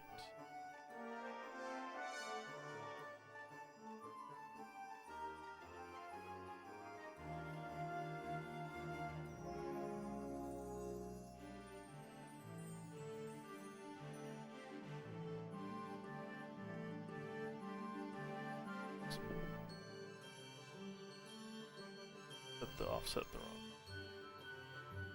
Negative 0.405.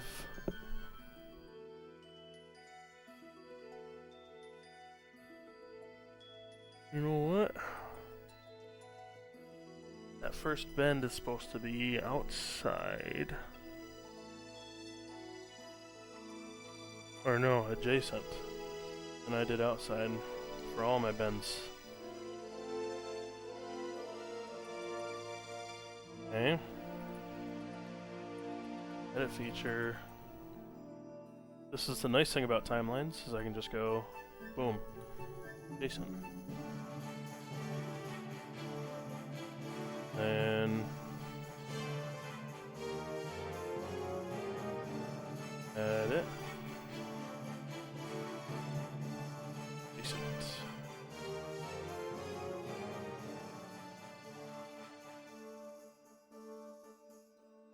Okay.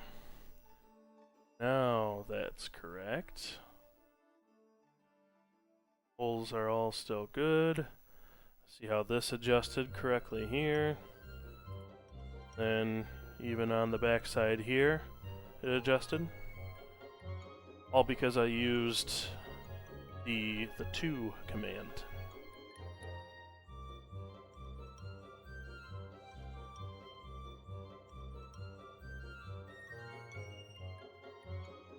Trying to think how I can make this gate just mechanically lock in place here. Might have an idea. Find the right bend here.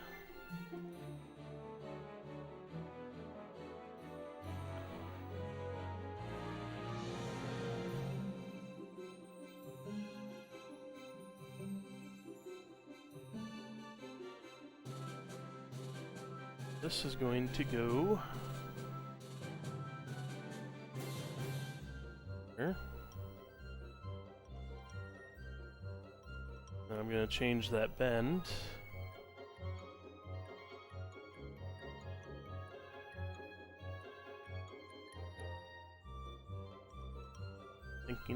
Thinking. There we go. And then we're going to change that bend to be an adjacent. Okay.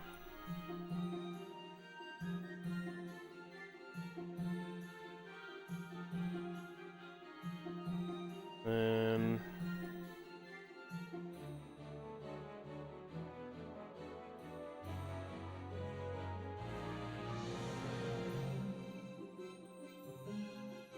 modify this just a little bit.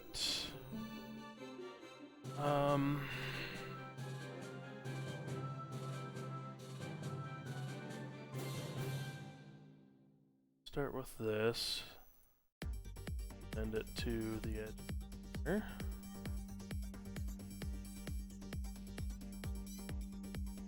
The reason I'm doing this is because if I were to go just create a flange, or if I were to just go extend this, I wouldn't have a reference point to get that back to.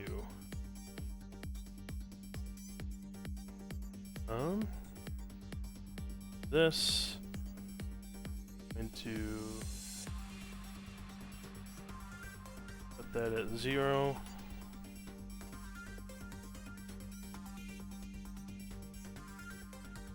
That, and we're going to do a partial edge. Because that ramp still needs room to come up through there. Something close to that. Let's just make it 1.375. Enough.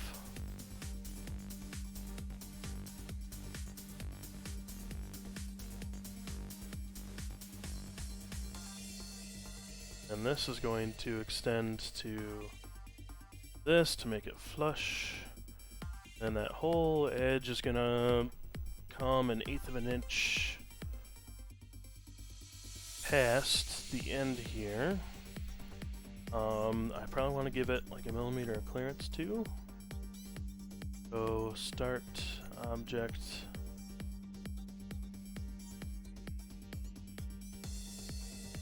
Offset millimeter. Distance 125.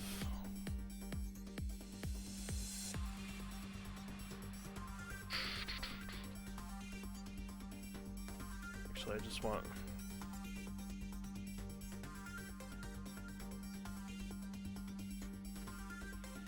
okay. Starting there. Distance is going to be object.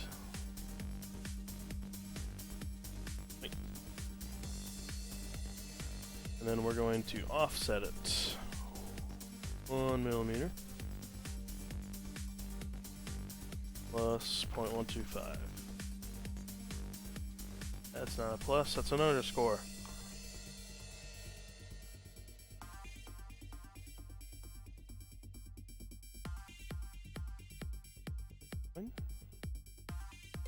Oh, why aren't you working?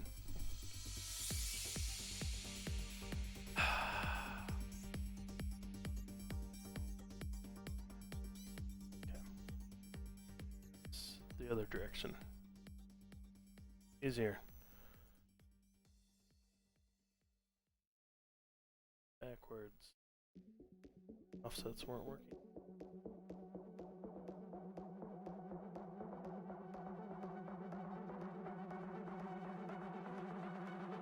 There. Now we can do 1 millimeter plus 0.125. Okay.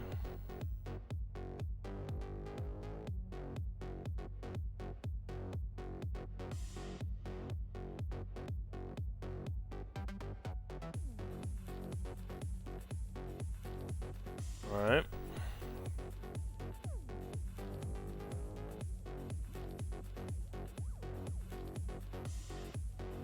Going to need to create a sketch here.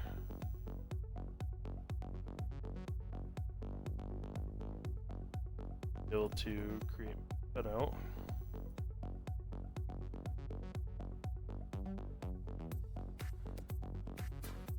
In here,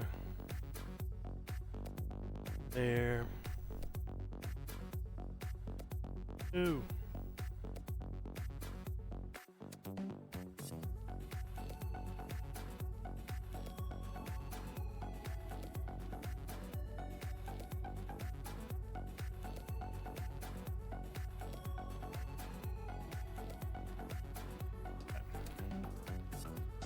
Oh, now I have my projection. I'm gonna offset that with to give myself like 1 millimeter of clearance.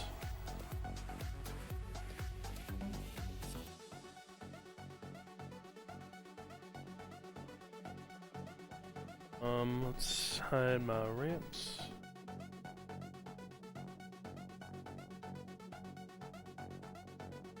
I'm gonna offset these edges 1 millimeter.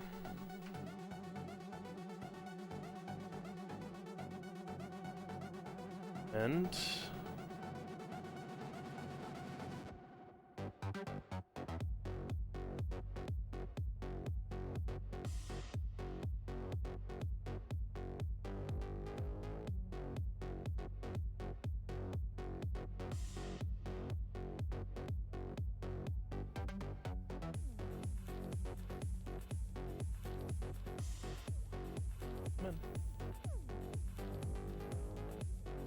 such a pain.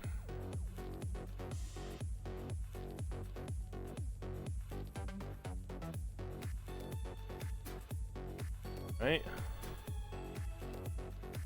Finish sketch.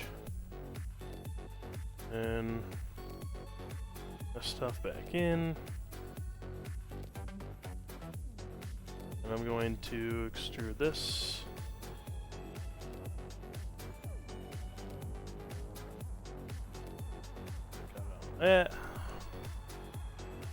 See where this is going yet?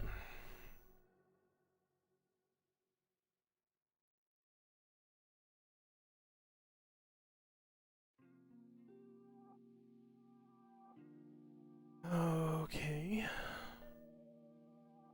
Then I can hide my ramps again. Get my new component back in.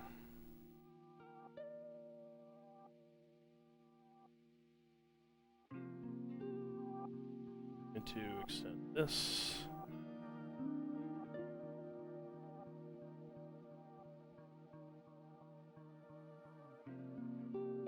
Bottom of that.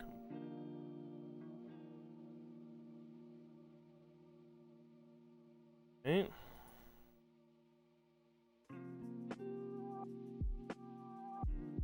And we're just gonna create a little flange there.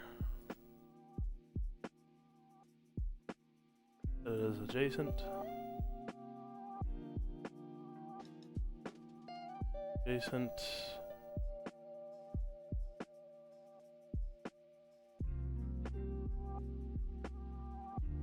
And that'll probably work just like that. I can.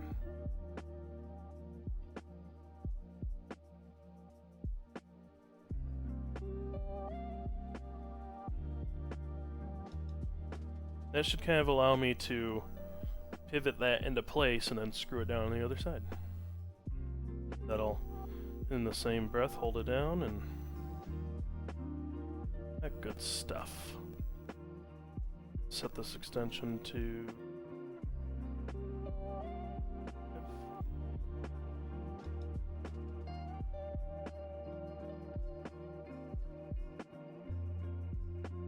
let's set my height as interface. Okay. There's that. Now that has a way to lock in there.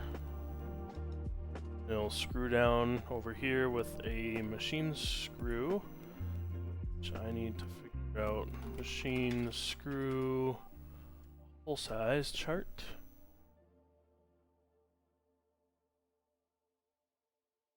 Yeah, it's all gonna be. Make sure you do it in the right order. Definitely.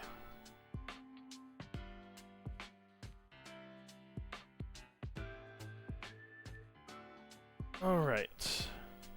Probably should be fine with a number 6 screw. So for tapping into stainless, I need a 0.116 hole. And for close fit, 0.144.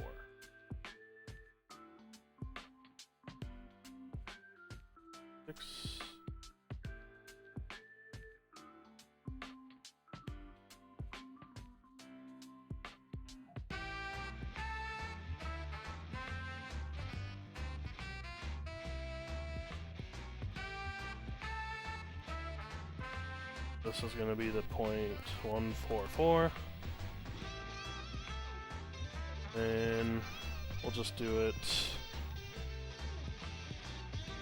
16ths and 16ths.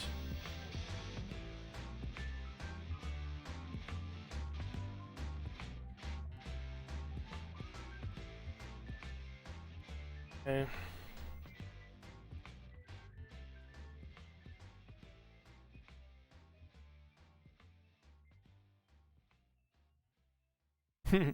No. It's one of the things I should have set up early on. Where'd my hole go? Why is it over there?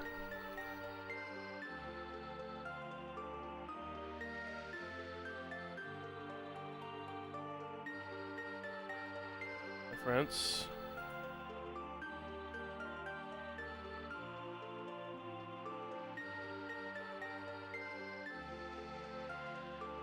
These 16ths. I have parameters set up for like my playfield holes, like for T-nuts and for the flange diameter, for my switch slots. I even have parameters for like the flippers, gap spacing, and the pitching of my slings, but I did not go through and set up parameters for my machine screw hole sizes. I need to, because it's definitely useful.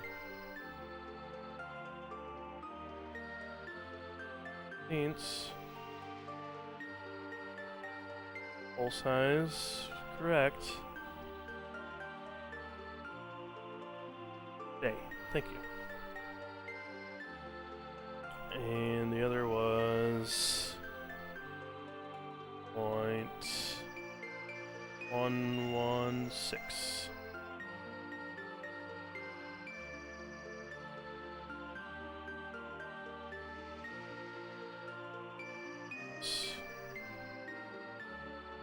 Full size 0.116.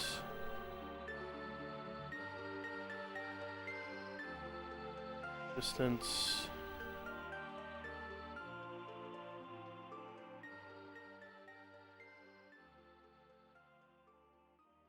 How does that look? So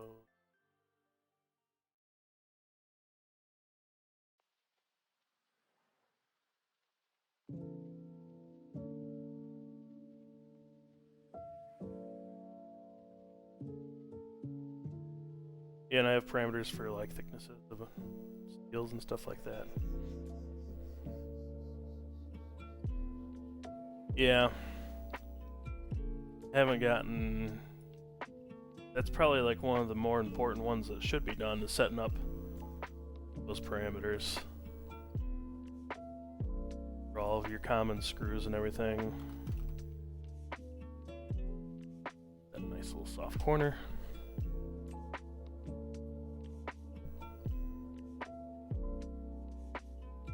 Okay.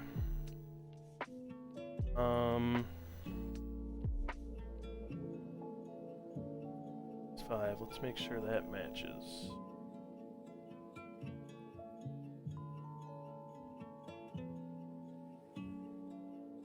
Good there. Now back to this.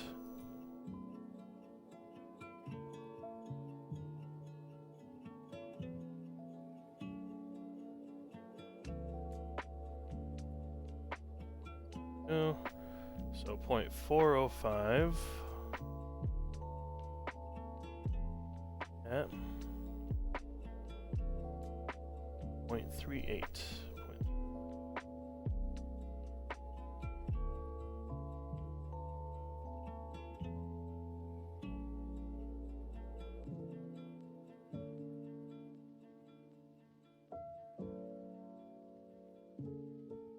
Eight.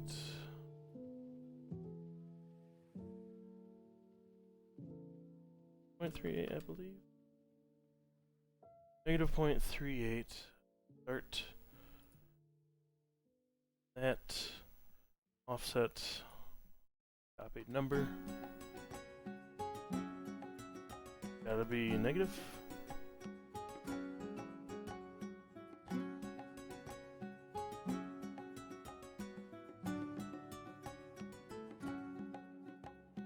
course, I need to hide the ramps.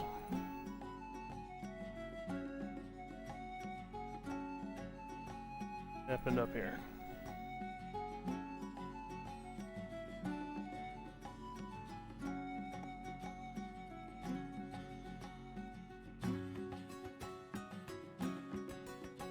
It's just one thing after another.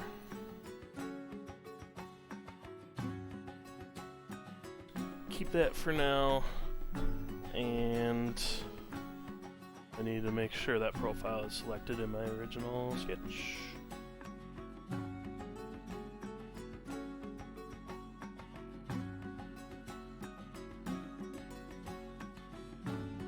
Cool.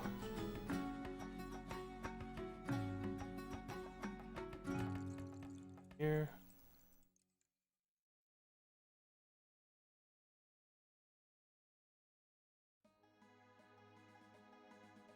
Little things.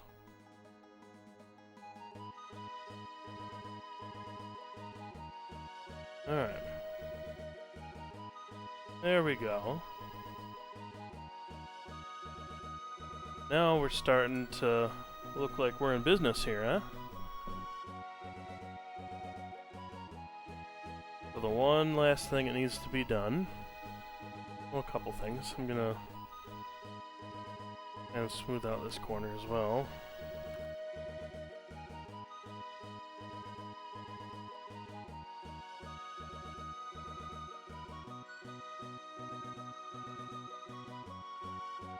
Alright, so I need to do the switch holes.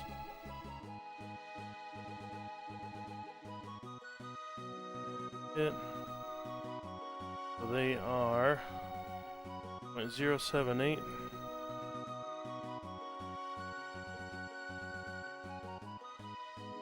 0.36 apart.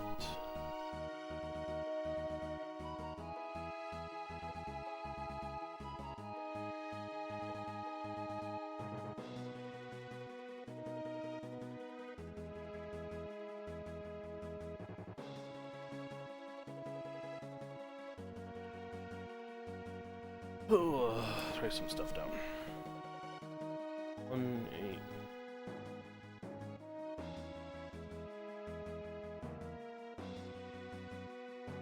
We're 0.36 apart.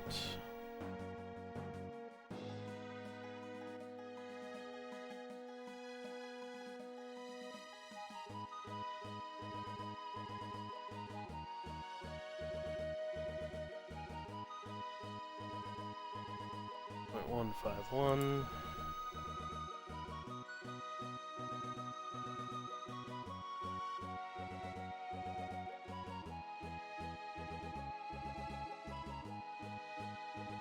Alright.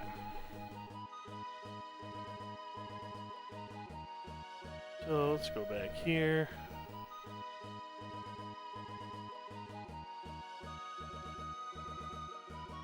Do that. And let's do some more holes. Diameter 0.78. Reference, that line there is 0.181.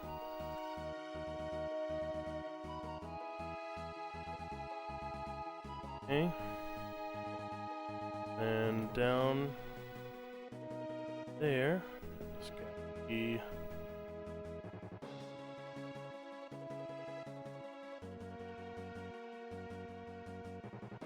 there we go.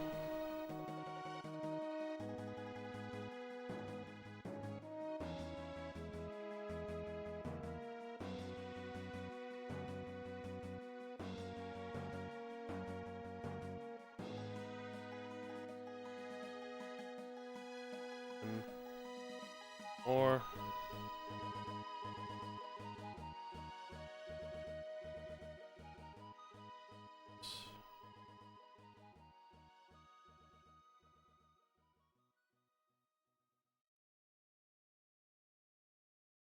rinse.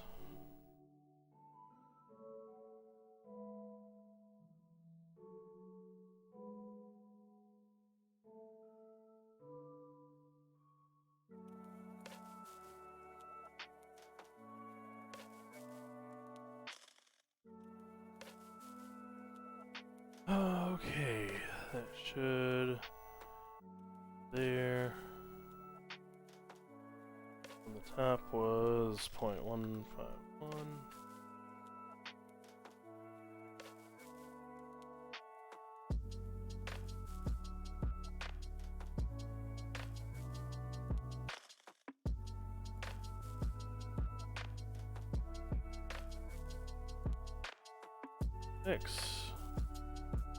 Right, that one turned out.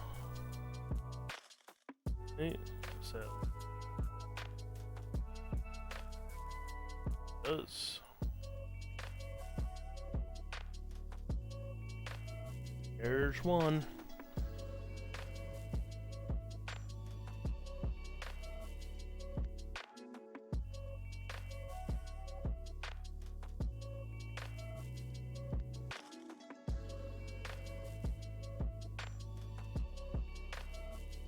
One.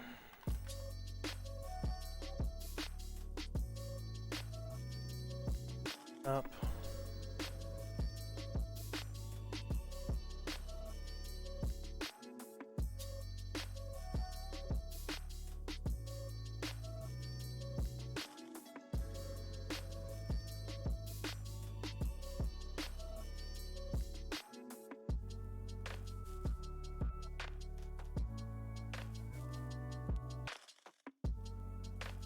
Should probably save this before it crashes. Let's do that.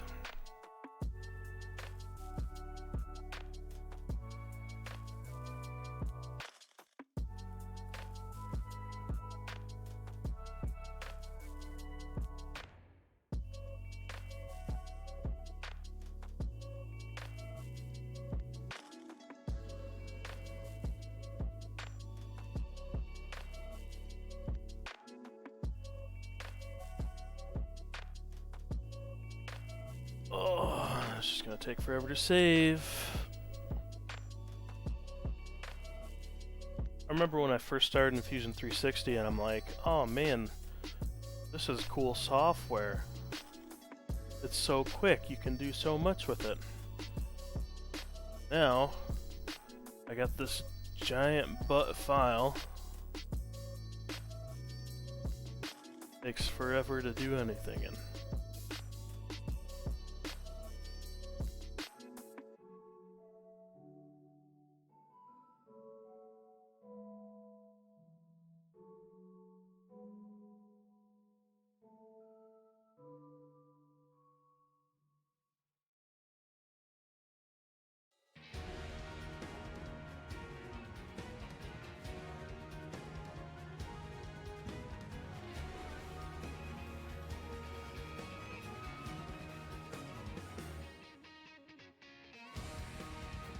Okay.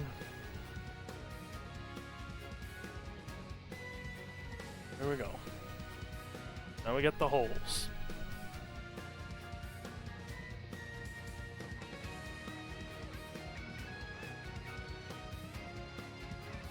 Well, that's good.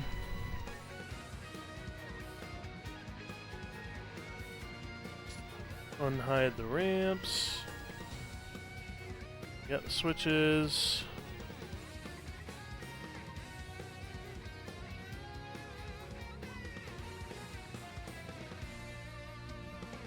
Out good enough. Now if I take this bracket, which I need to do left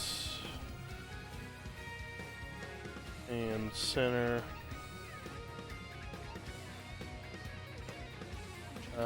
made bracket.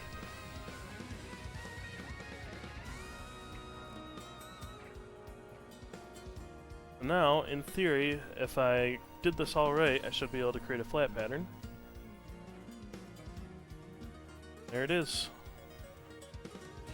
Ta-da! Easy as that. All that work, spent what? Probably the last hour or something doing this. Or more.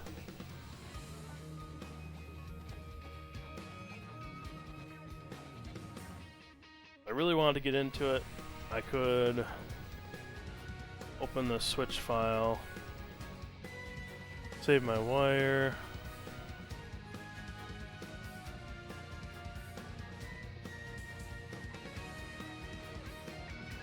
and then save my switch.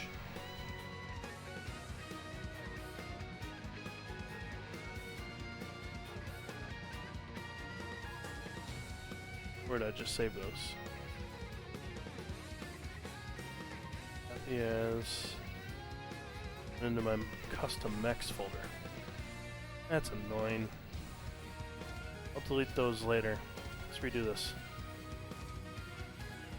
Well, actually no, because I can't save this in my assets folder from Fusion because it's stupid.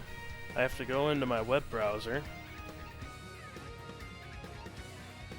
and move them from there. So if I go to my Harry Potter Pinball, mechs, custom mechs, then there they are. Want those two. Move to my assets. Switches. Move. Oh, one of them. Okay. So here's the other fun part. You can name things whatever you want in the software, but then when it comes... I'll move the switch.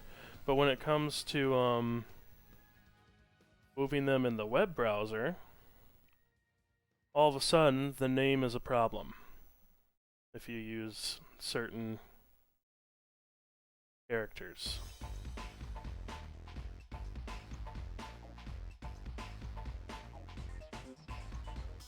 So here, because I named this with that little inch symbol, it wouldn't move it over. So now, look, so if I go to move this here, the assets folder doesn't exist and you can't go up a level. So now I have to go back to my web, which I closed. Now I have to go back to the web, find this, move it here,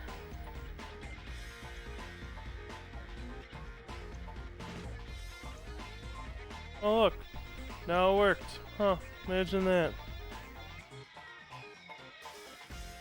So annoying.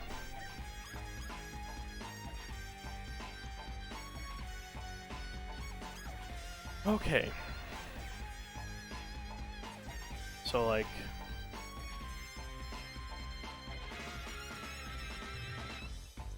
those ones I'm gonna just move and use elsewhere, I think.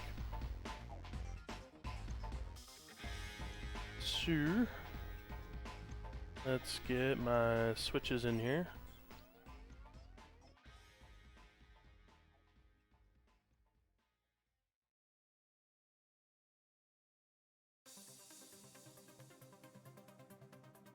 And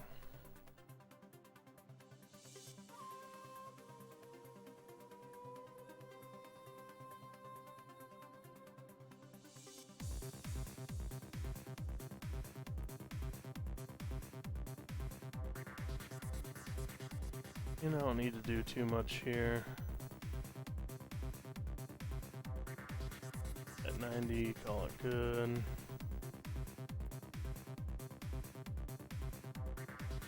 Make a joint. There.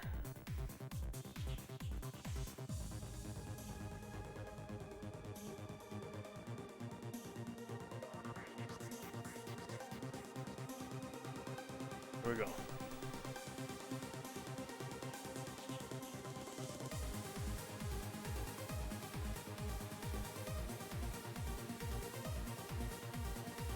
that is rigid. Okay.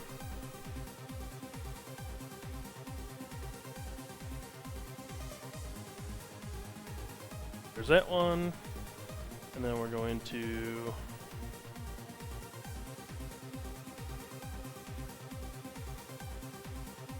probably a better practice that I should be doing is, now that I have the bracket designed, I should save that as a separate file and then bring these other components into it.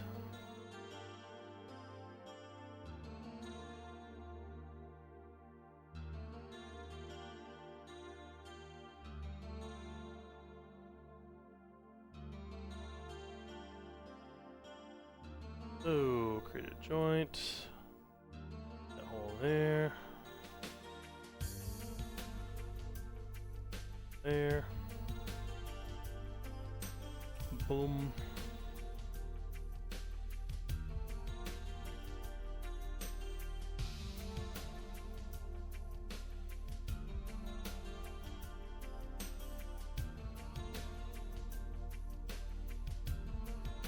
Okay.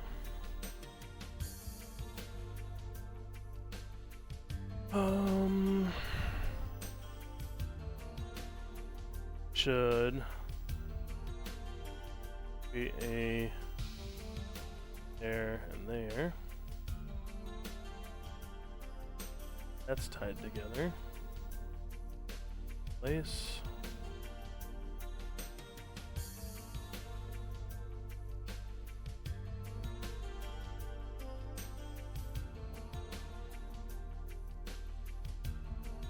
Okay. And let's insert our wire.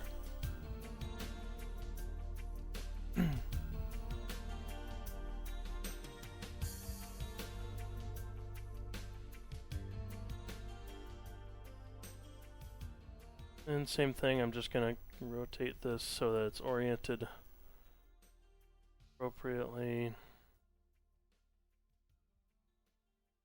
And under the play field where I can get at it. And we're going to create a joint.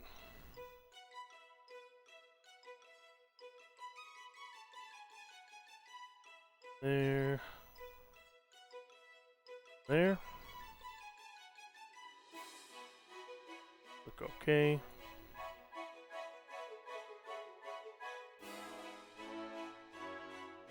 Alright, there's one gate. Might need to bend the wire a little bit different, no problem. And let's insert another.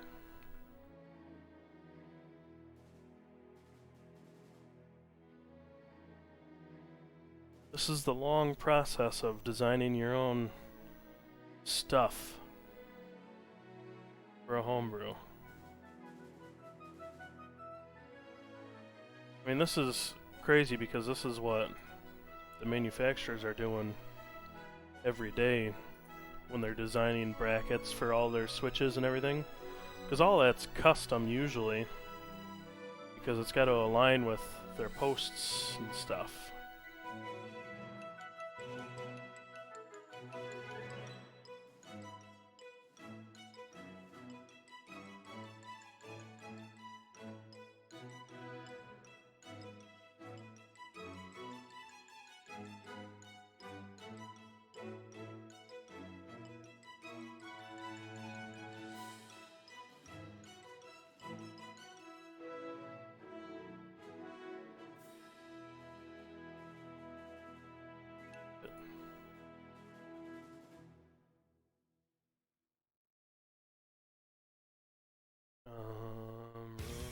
Rotate it.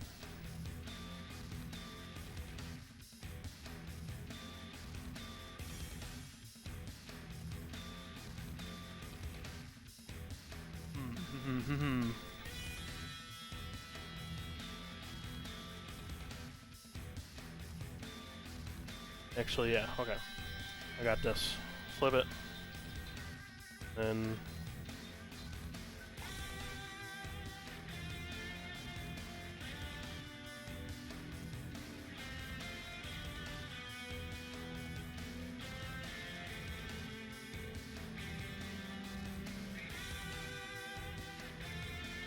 roughly right. There's my switched gates. Boom. Project complete. And then I like to assign something. My bracket. And the same on that. Doesn't really matter. Then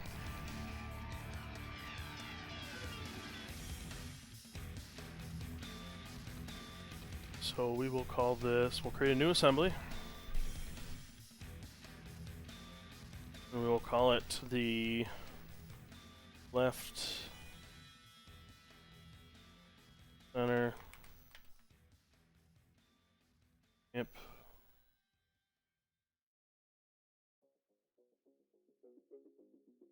dot main switch assembly.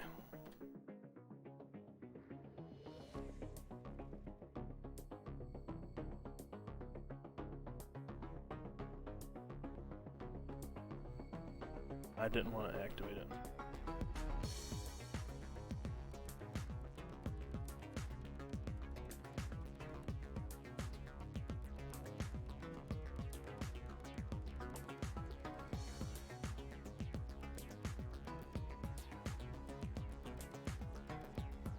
Drag everything into that assembly.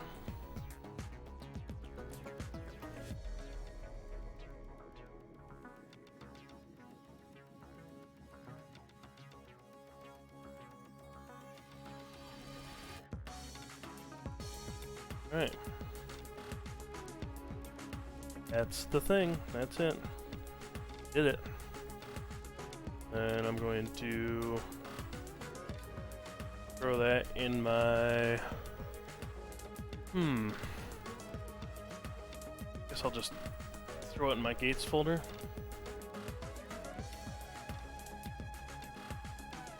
Gates, spinners, targets, optos. I'll create a new... They're not folders either. I do this all completely wrong, but can't change the way that I work. All this switch gates.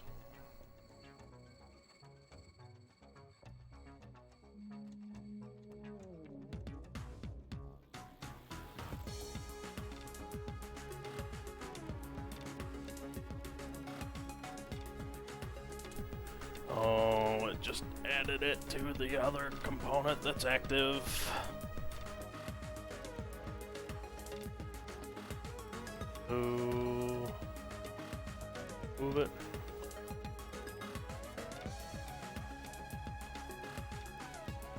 Over there.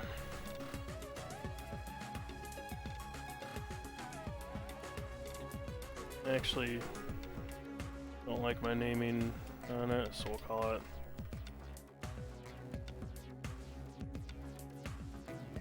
I have a gates folder, and then I have a gates.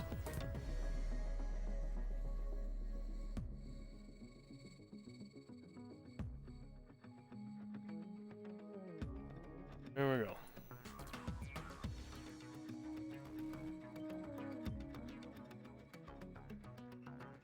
Did it.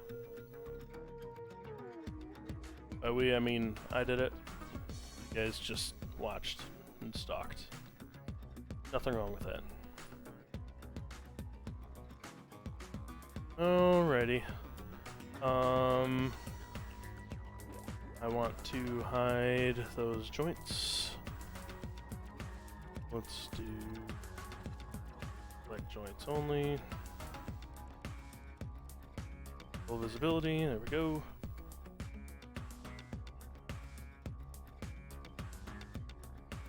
Alright. One done. That's my shot made for center ramp.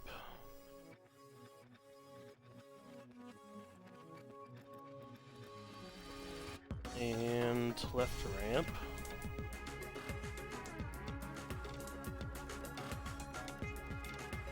Cross about that way. Oh. Good progress, good progress.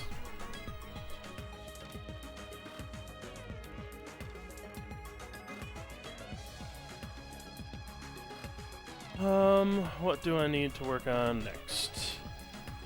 I'm gonna hide my inverter. Well, in the spirit of shots made switches, I probably could throw optos up here.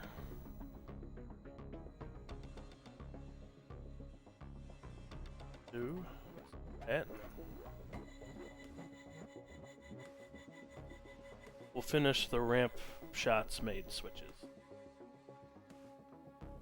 Them done.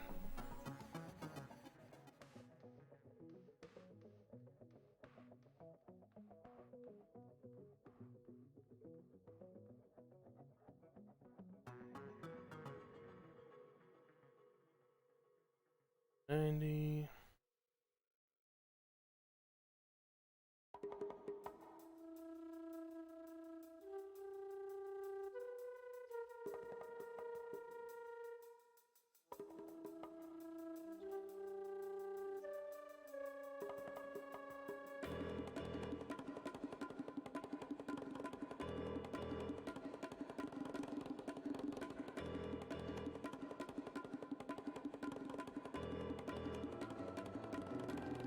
There.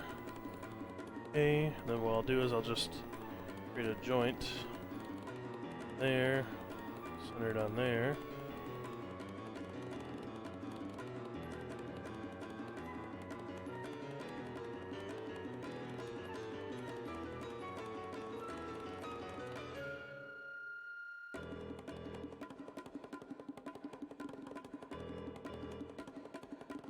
Enough.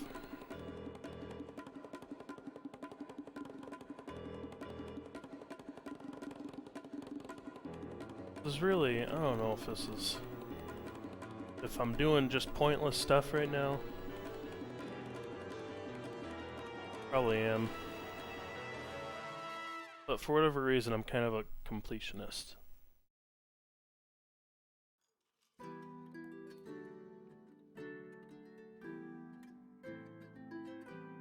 Like, these optos have absolutely nothing to do with stuff that's going to mount to the play field.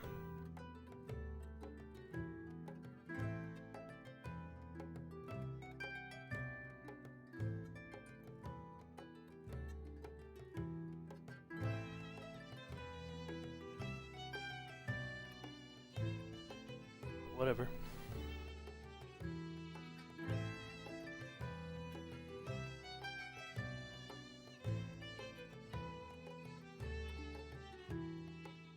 More so, like, for me, I made a list of switches that I need.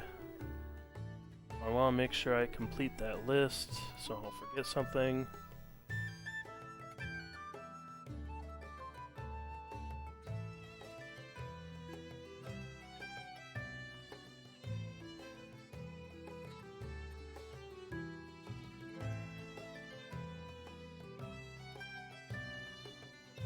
Alright, so there's those optos.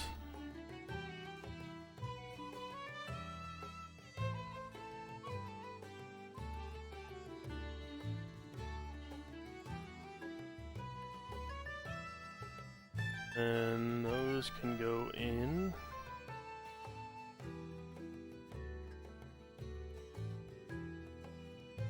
There.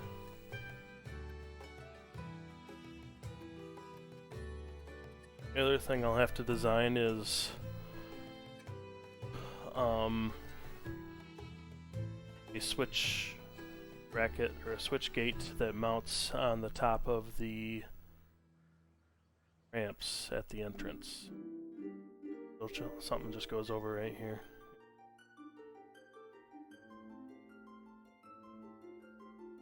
That should be somewhat cool. I know I saw Marco had them.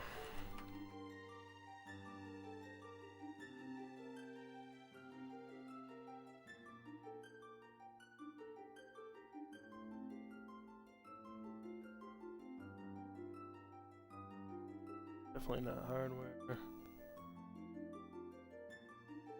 Chemicals, cleaners, electronics.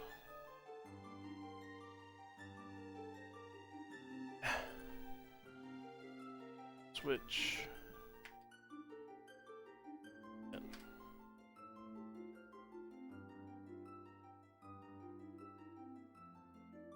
This.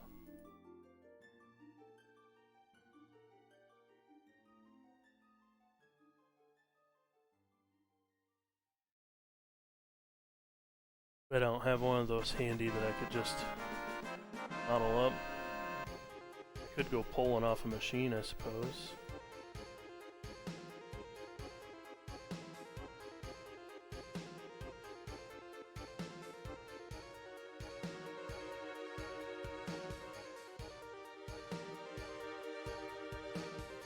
And that's $14 for that thing.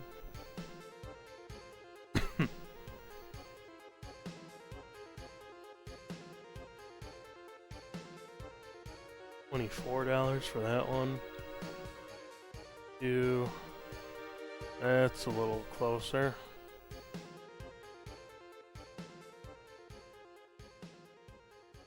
Something like that. I don't think I can really fit optos in here. Or here, so it's gotta be another switch. Why is my opening? Switches.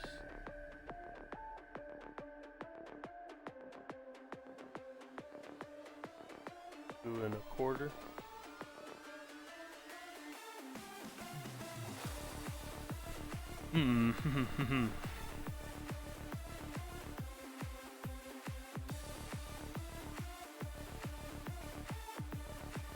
Eights.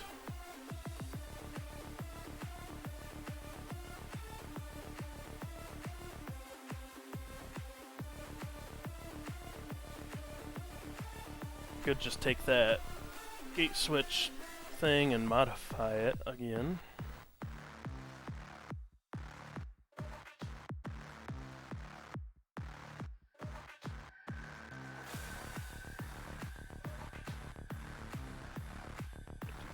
Let's save this.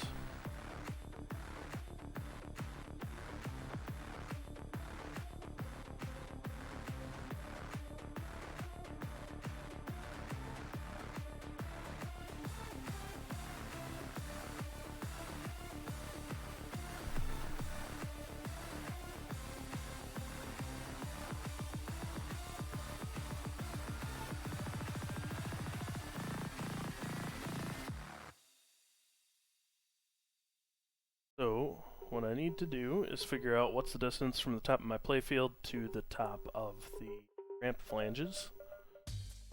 And that'll be the bottom point for this switch thingy.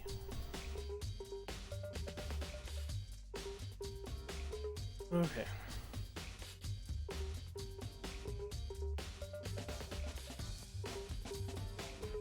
.19. Copy that. Make a copy of this.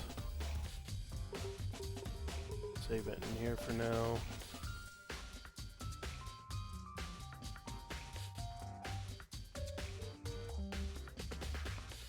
There.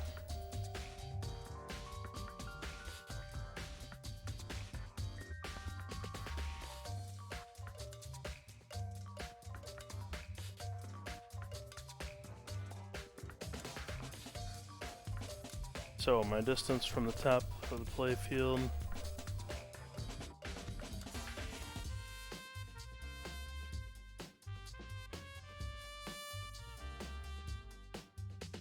was that. It is... yeah.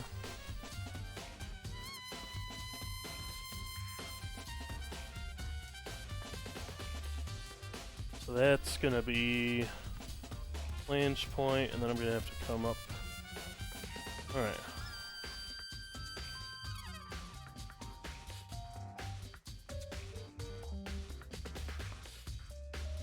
That there. Sketch. Don't need this. Have that out of there.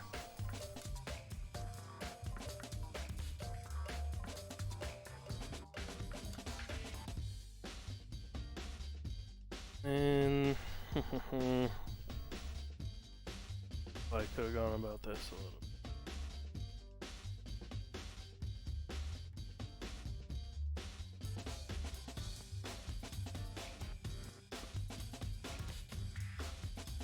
The line is my tool. Come on.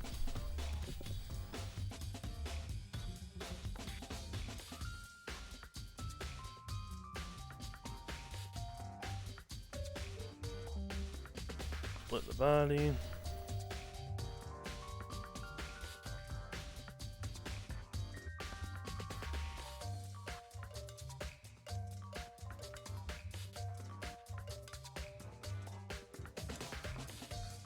And extrude this.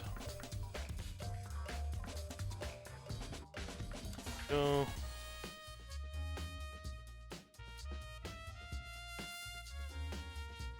What's the distance between here and here? Yeah, 2-inch opening at the top. That should be good enough.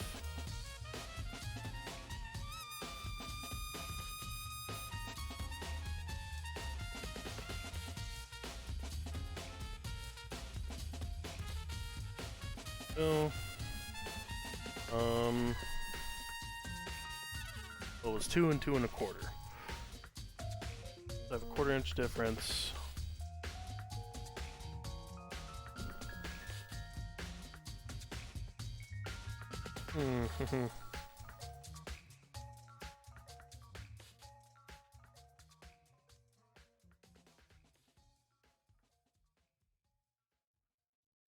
Like that flange won't be there.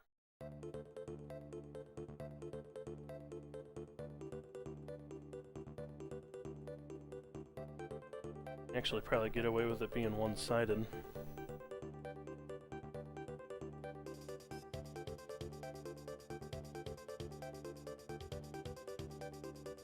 At least on that one.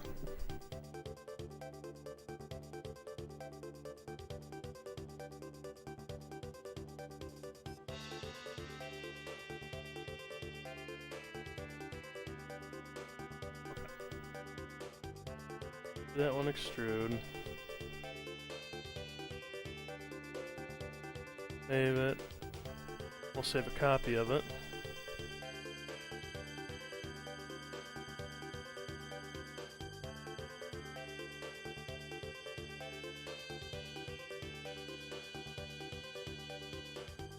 Alright.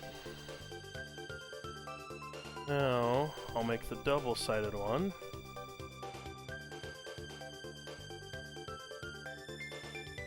Just for the 2 1/4 opening. And the total wing width is...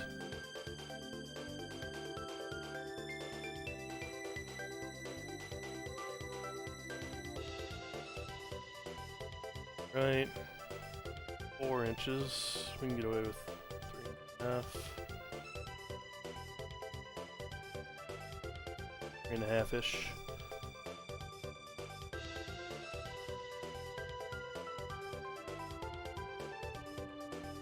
So about a 0.75-inch flange.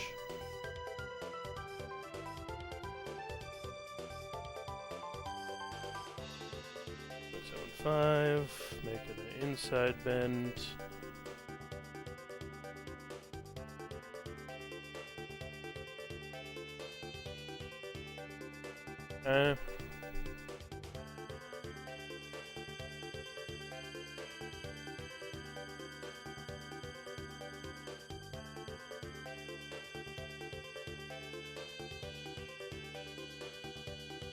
And I don't know what I need to do. Like, that's gotta stick up quite a bit on one side.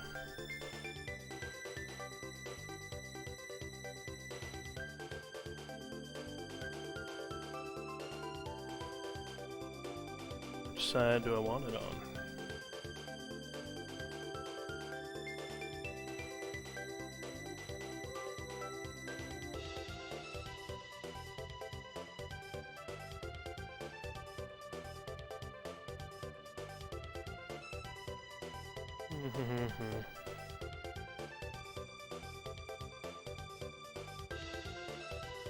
And could I get away with optos in there?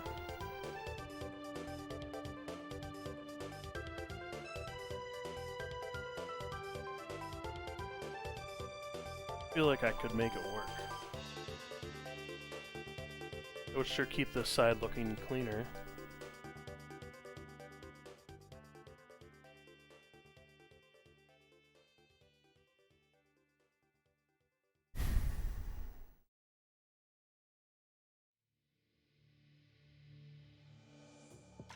I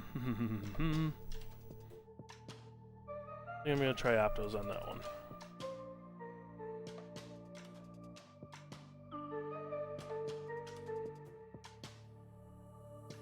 Not a very long ramp. But I think...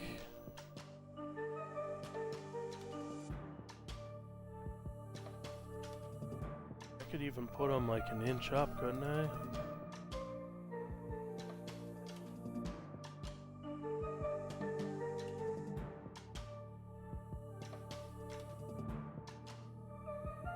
Or is that gonna be much? Only one way to find out. Let's bring them in.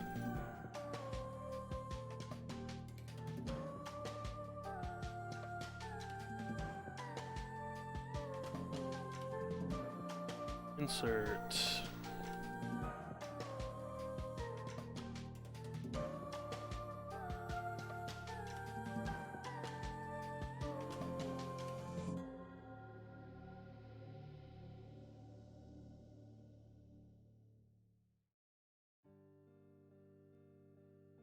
E.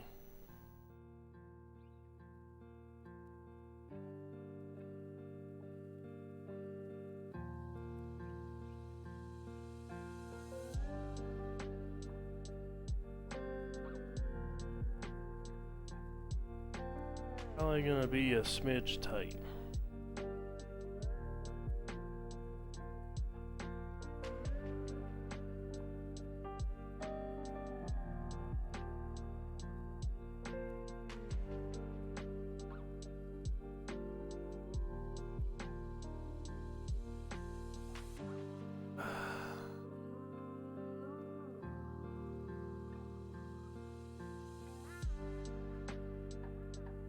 By the time you put the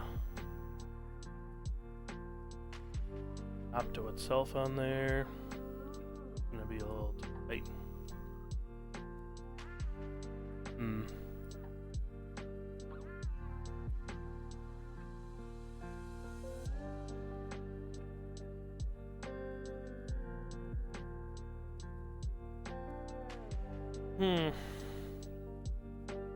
Do I need that whole wall there? Back of the opto is relatively protected from that target.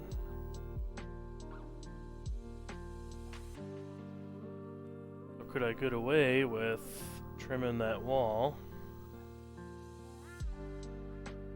and just putting like a wire guard there? Well, either way, it's gonna be something. But that wall might be able to be bumped out too.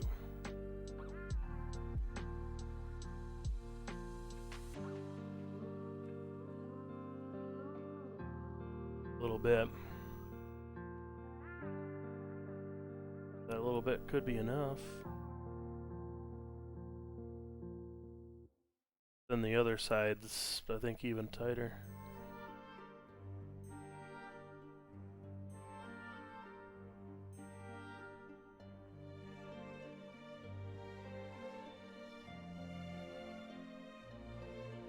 Or alternatively,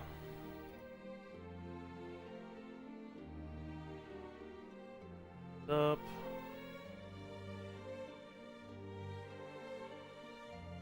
Or put it kind of at whatever that angle is.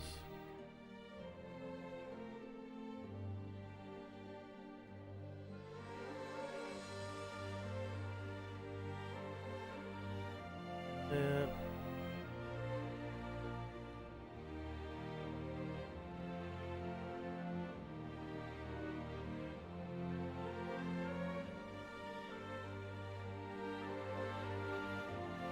And that needs to come out to kind of like there. Right there's probably too low. Also, it'd have to be like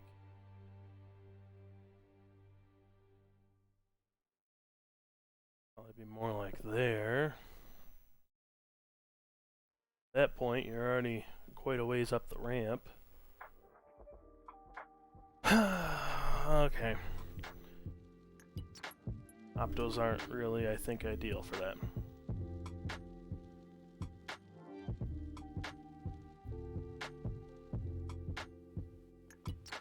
Undo that insert. Alright, back to the switch theory. Side switch.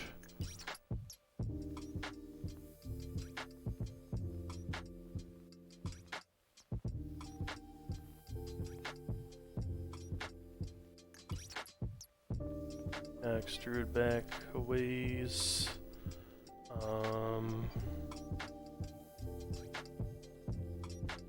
Measure stuff again.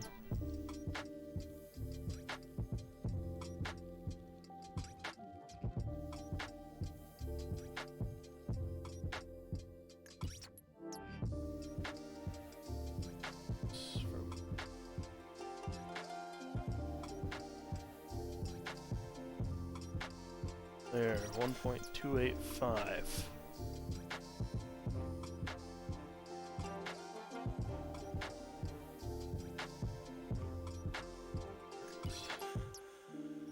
That's 1.28.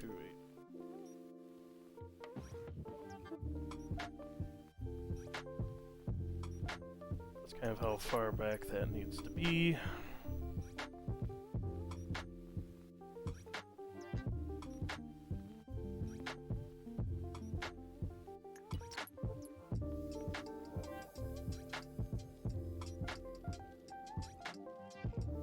Have to be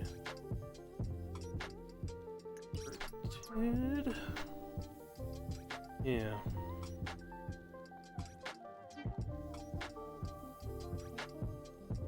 So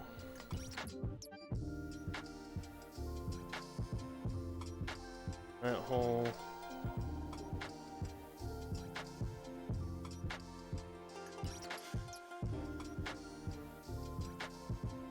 roughly right. Let's call it 0.625 below the hole.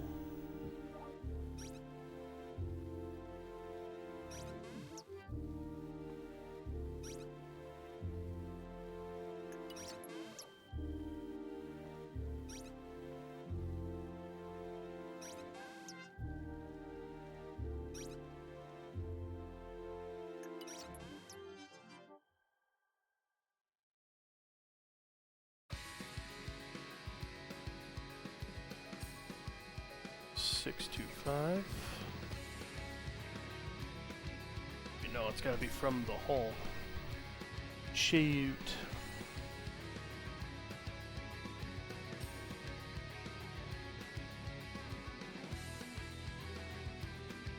Hold please.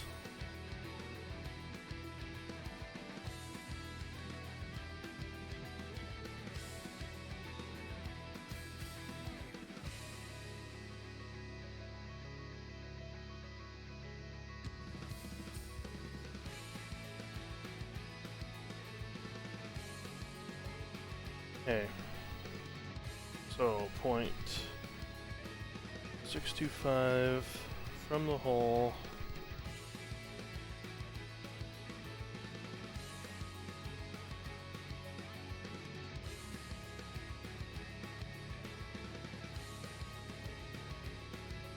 Something like that.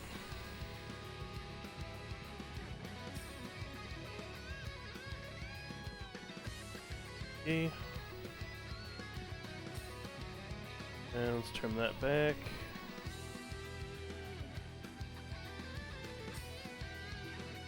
That and this one too.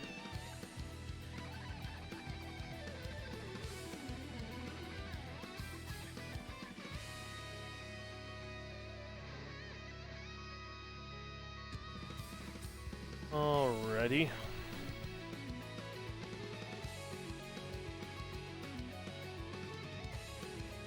What I need to do is just mirror that. Flip it.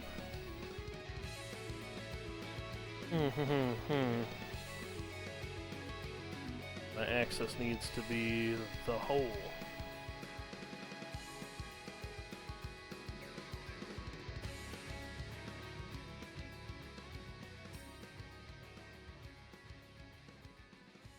Doing now.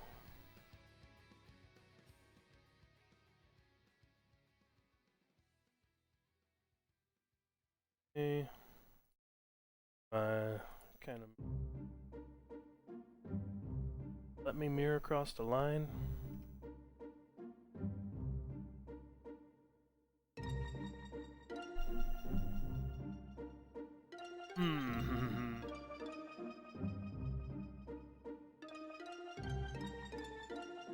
Oh, I want to do this. Solid.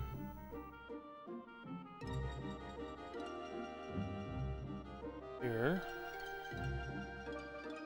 Next switch. Yeah, I need a mirror plane. Okay, so we're gonna create a plane. Points.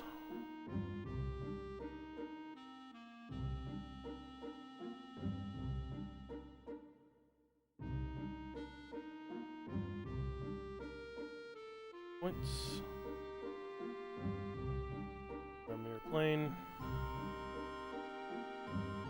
Mirror. Components.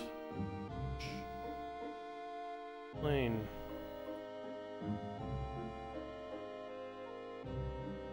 That. And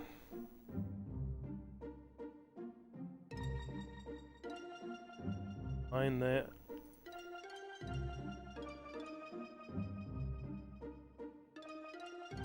That.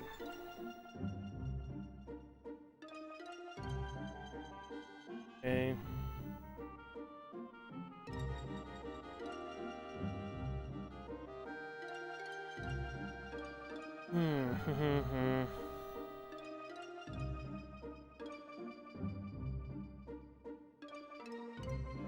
Doesn't need to be out that far.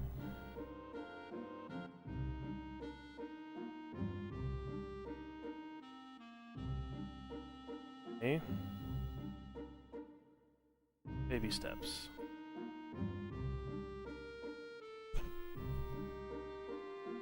.15 inches.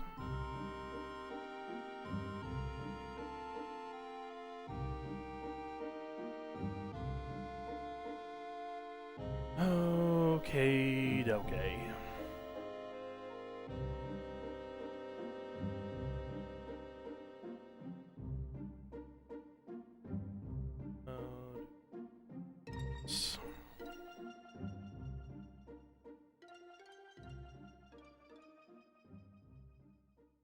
Okay, I know what I'm doing.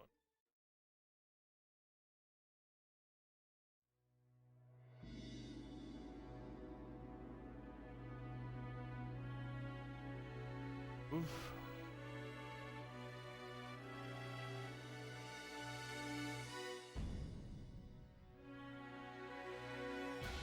Okay. That should be the position of that.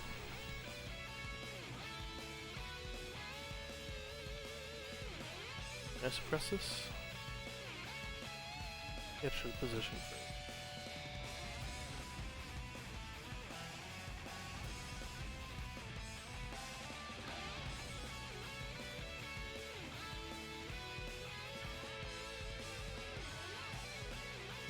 Did it just undo?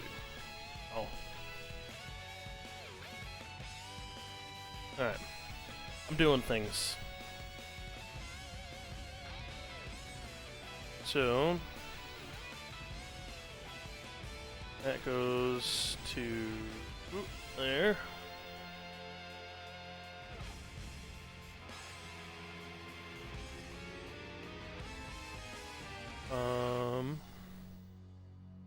And then we're gonna do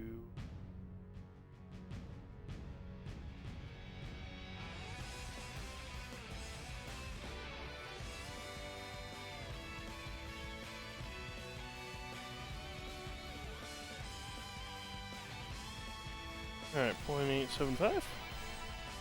Not 9. 0.875.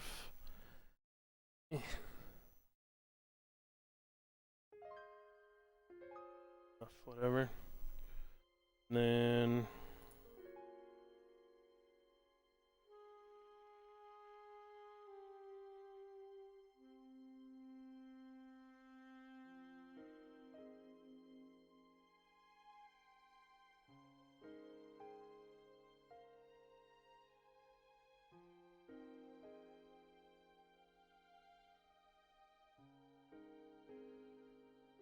out another 0.25.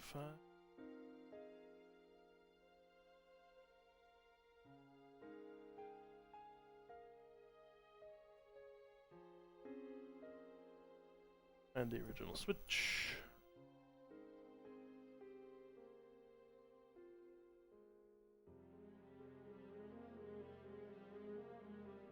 Alright.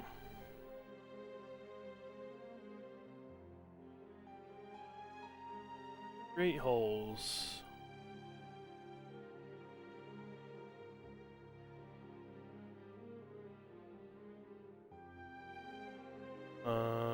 Got the thickness right. Oh, that's good.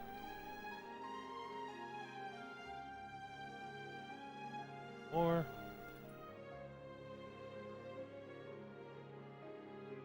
Hole there. Switch.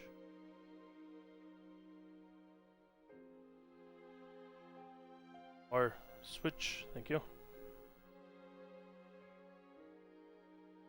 No.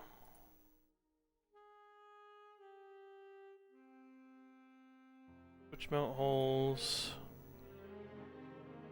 I'll just extrude this.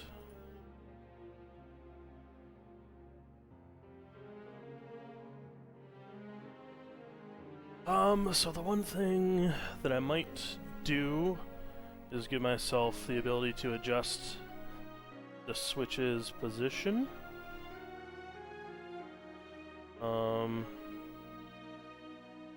By pivoting. Okay. Pivot off of this. Create a center point arc slot. Our center point being there. And we'll do 25 degrees of adjustment, should be good.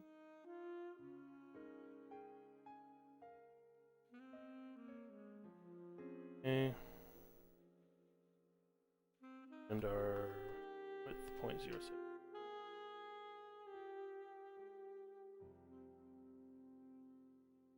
That'll give me the ability to fine-tune the switch. Oh. That. Boom.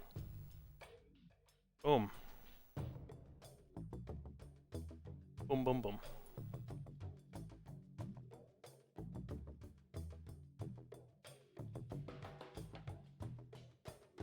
And I probably need to... so this is 0.69 and this is 1.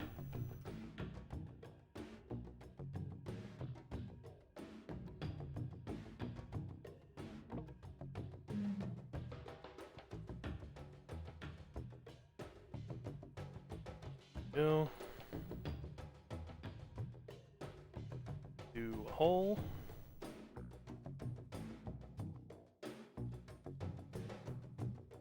I don't know what screws I'll use on these.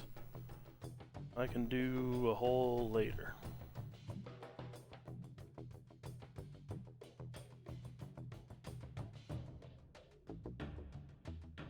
Oh. I don't need to do a joint there.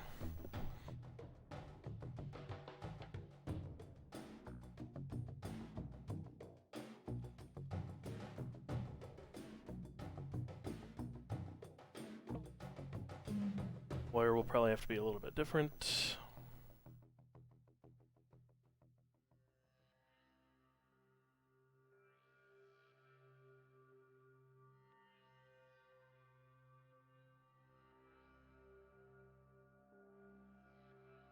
What comes after?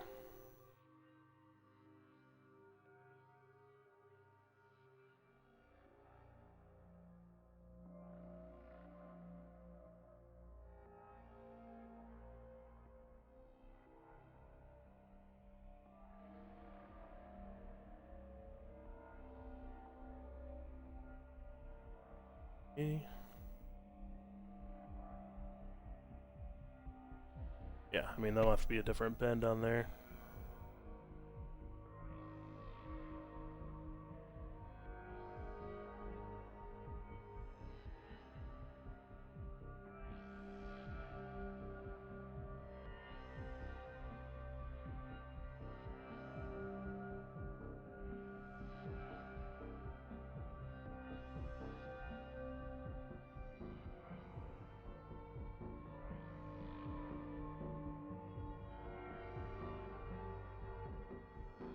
I'll have to come down. Up bend.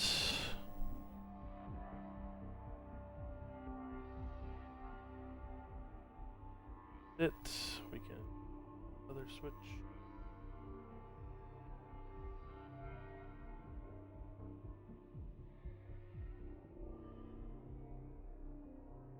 What are clearance holes?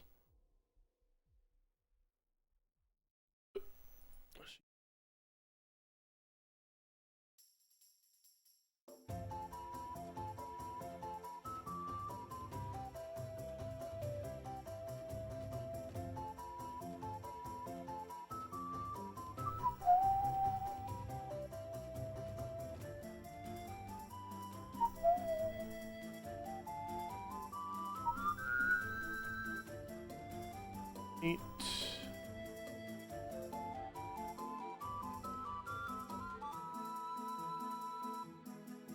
I don't like that one.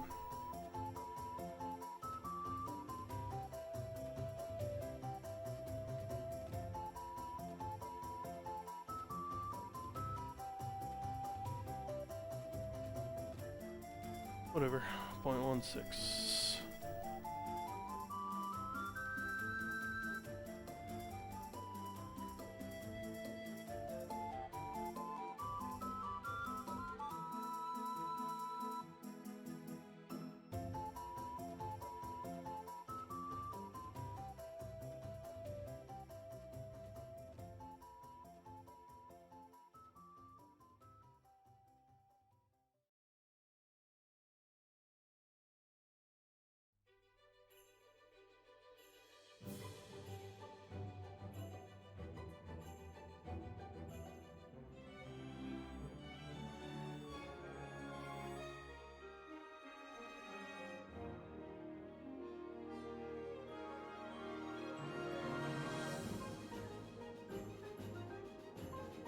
Go.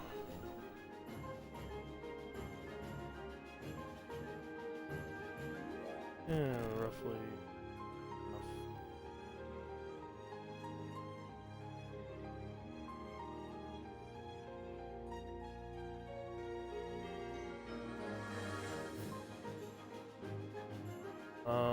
Let's do some billets to clean it up just a bit.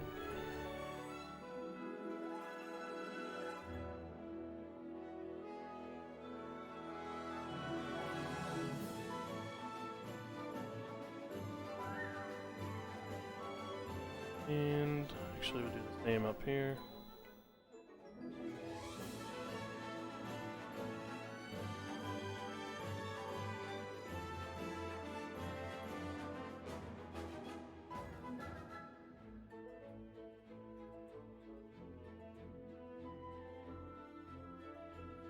I have a different idea.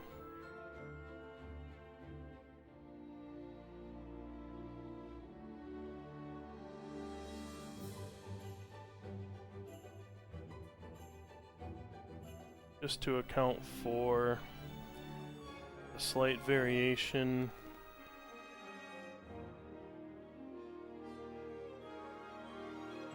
of the ramp. That's only 75. That. I'm gonna make that a little bit shorter.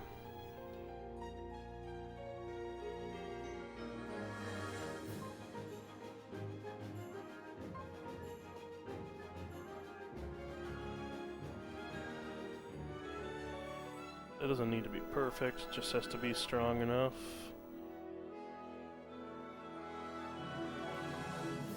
Alright.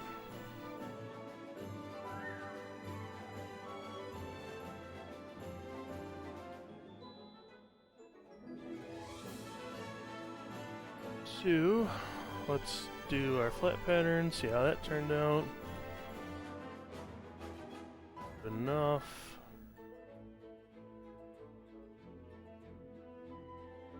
And let's save it. This is switch gate assembly 2.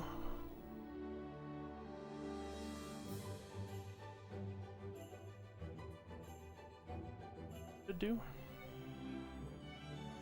Make this one adjustable over here.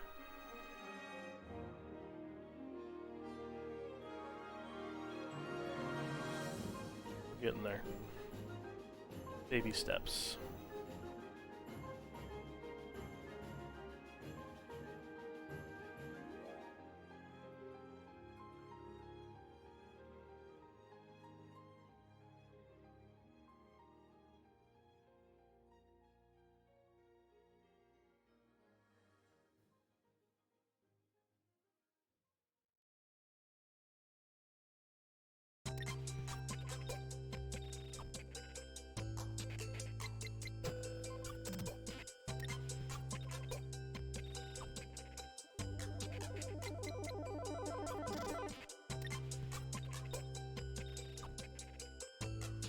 For that, that.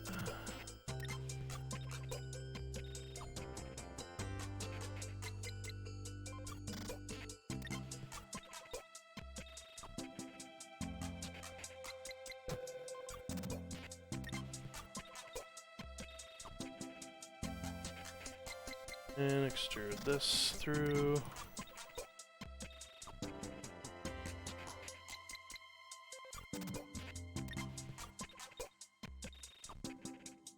There we go.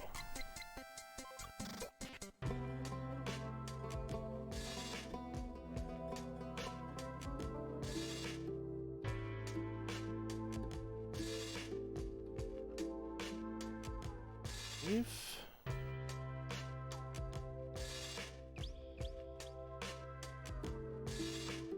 So that switched gate assembly.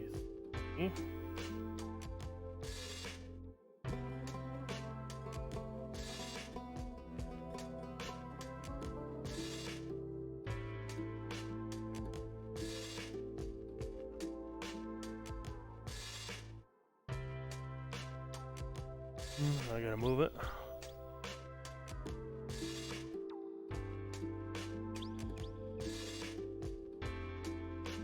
Where did I save it? Homebrew folder.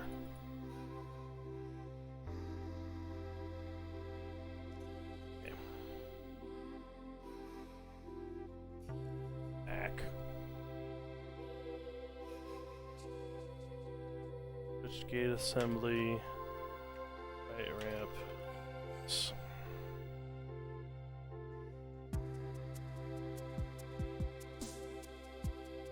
The other one is going to be center ramp entrance.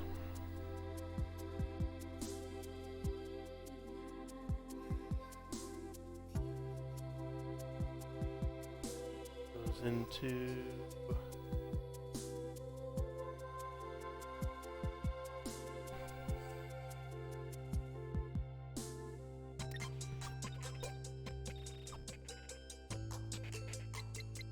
one is going to be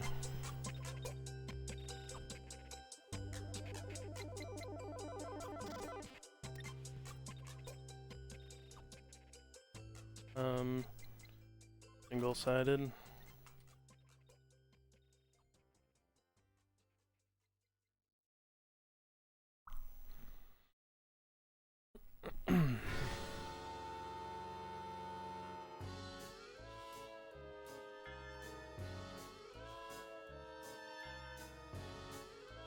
Let's move that over as well. Just take care of it.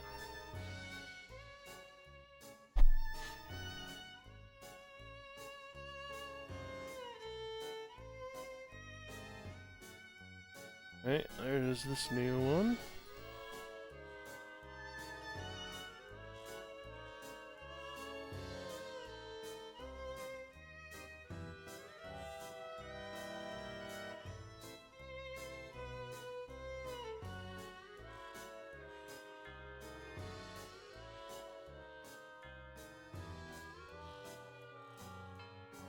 Andy.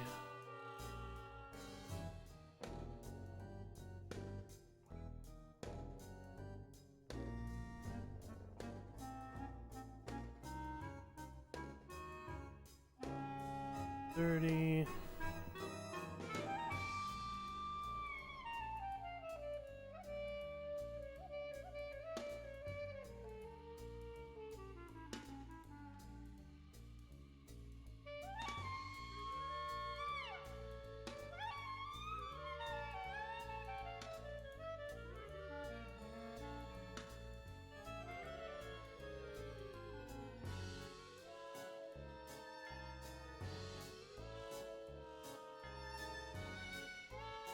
Something like that.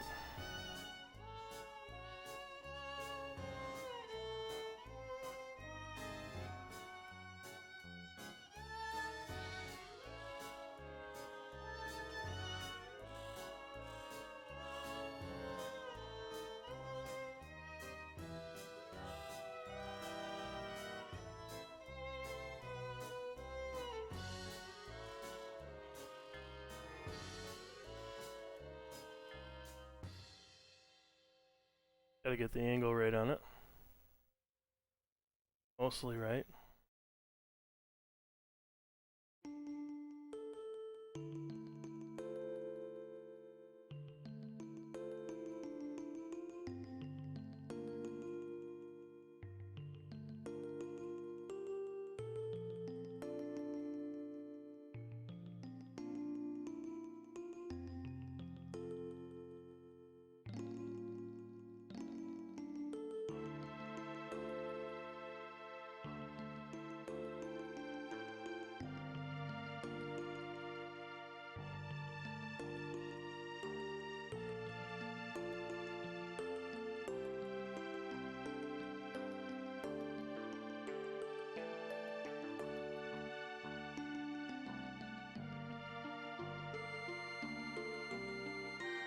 It's not the prettiest.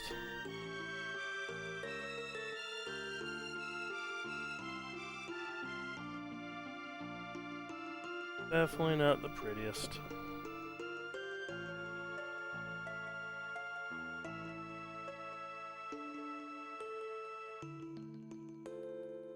But I can work with it.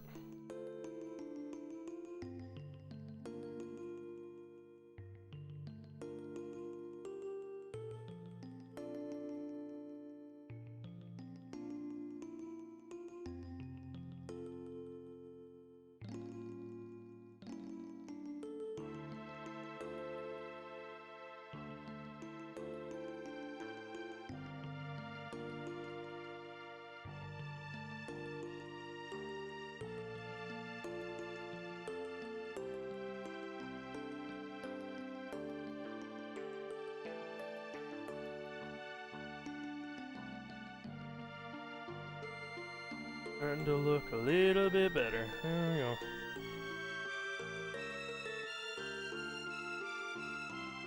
Yeah, good enough.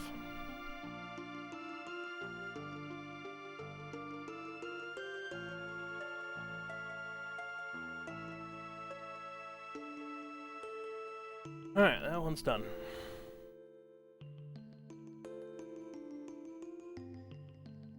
More or less done. A little wonky on its alignment. But whatever.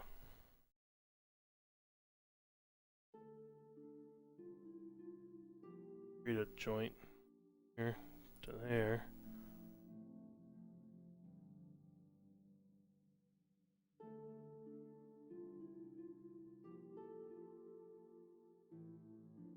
Yeah, whatever.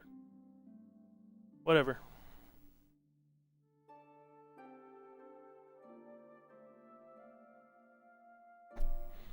Well, there's a shot. Entered switch.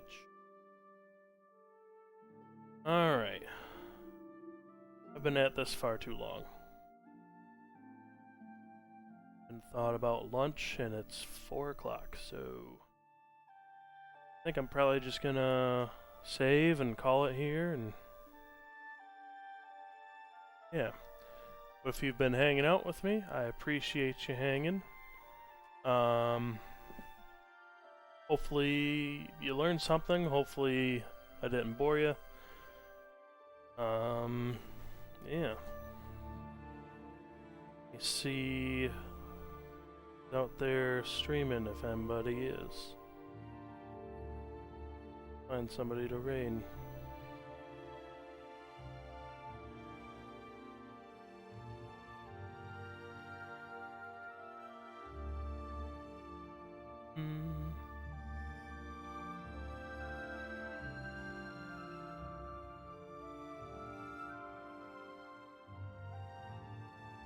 Let's raid.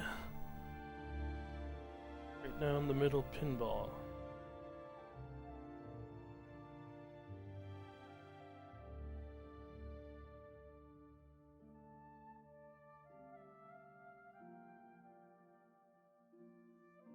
Alright, thanks for hanging. Appreciate everyone here. Oops. Still around. Otherwise, have yourself a great weekend.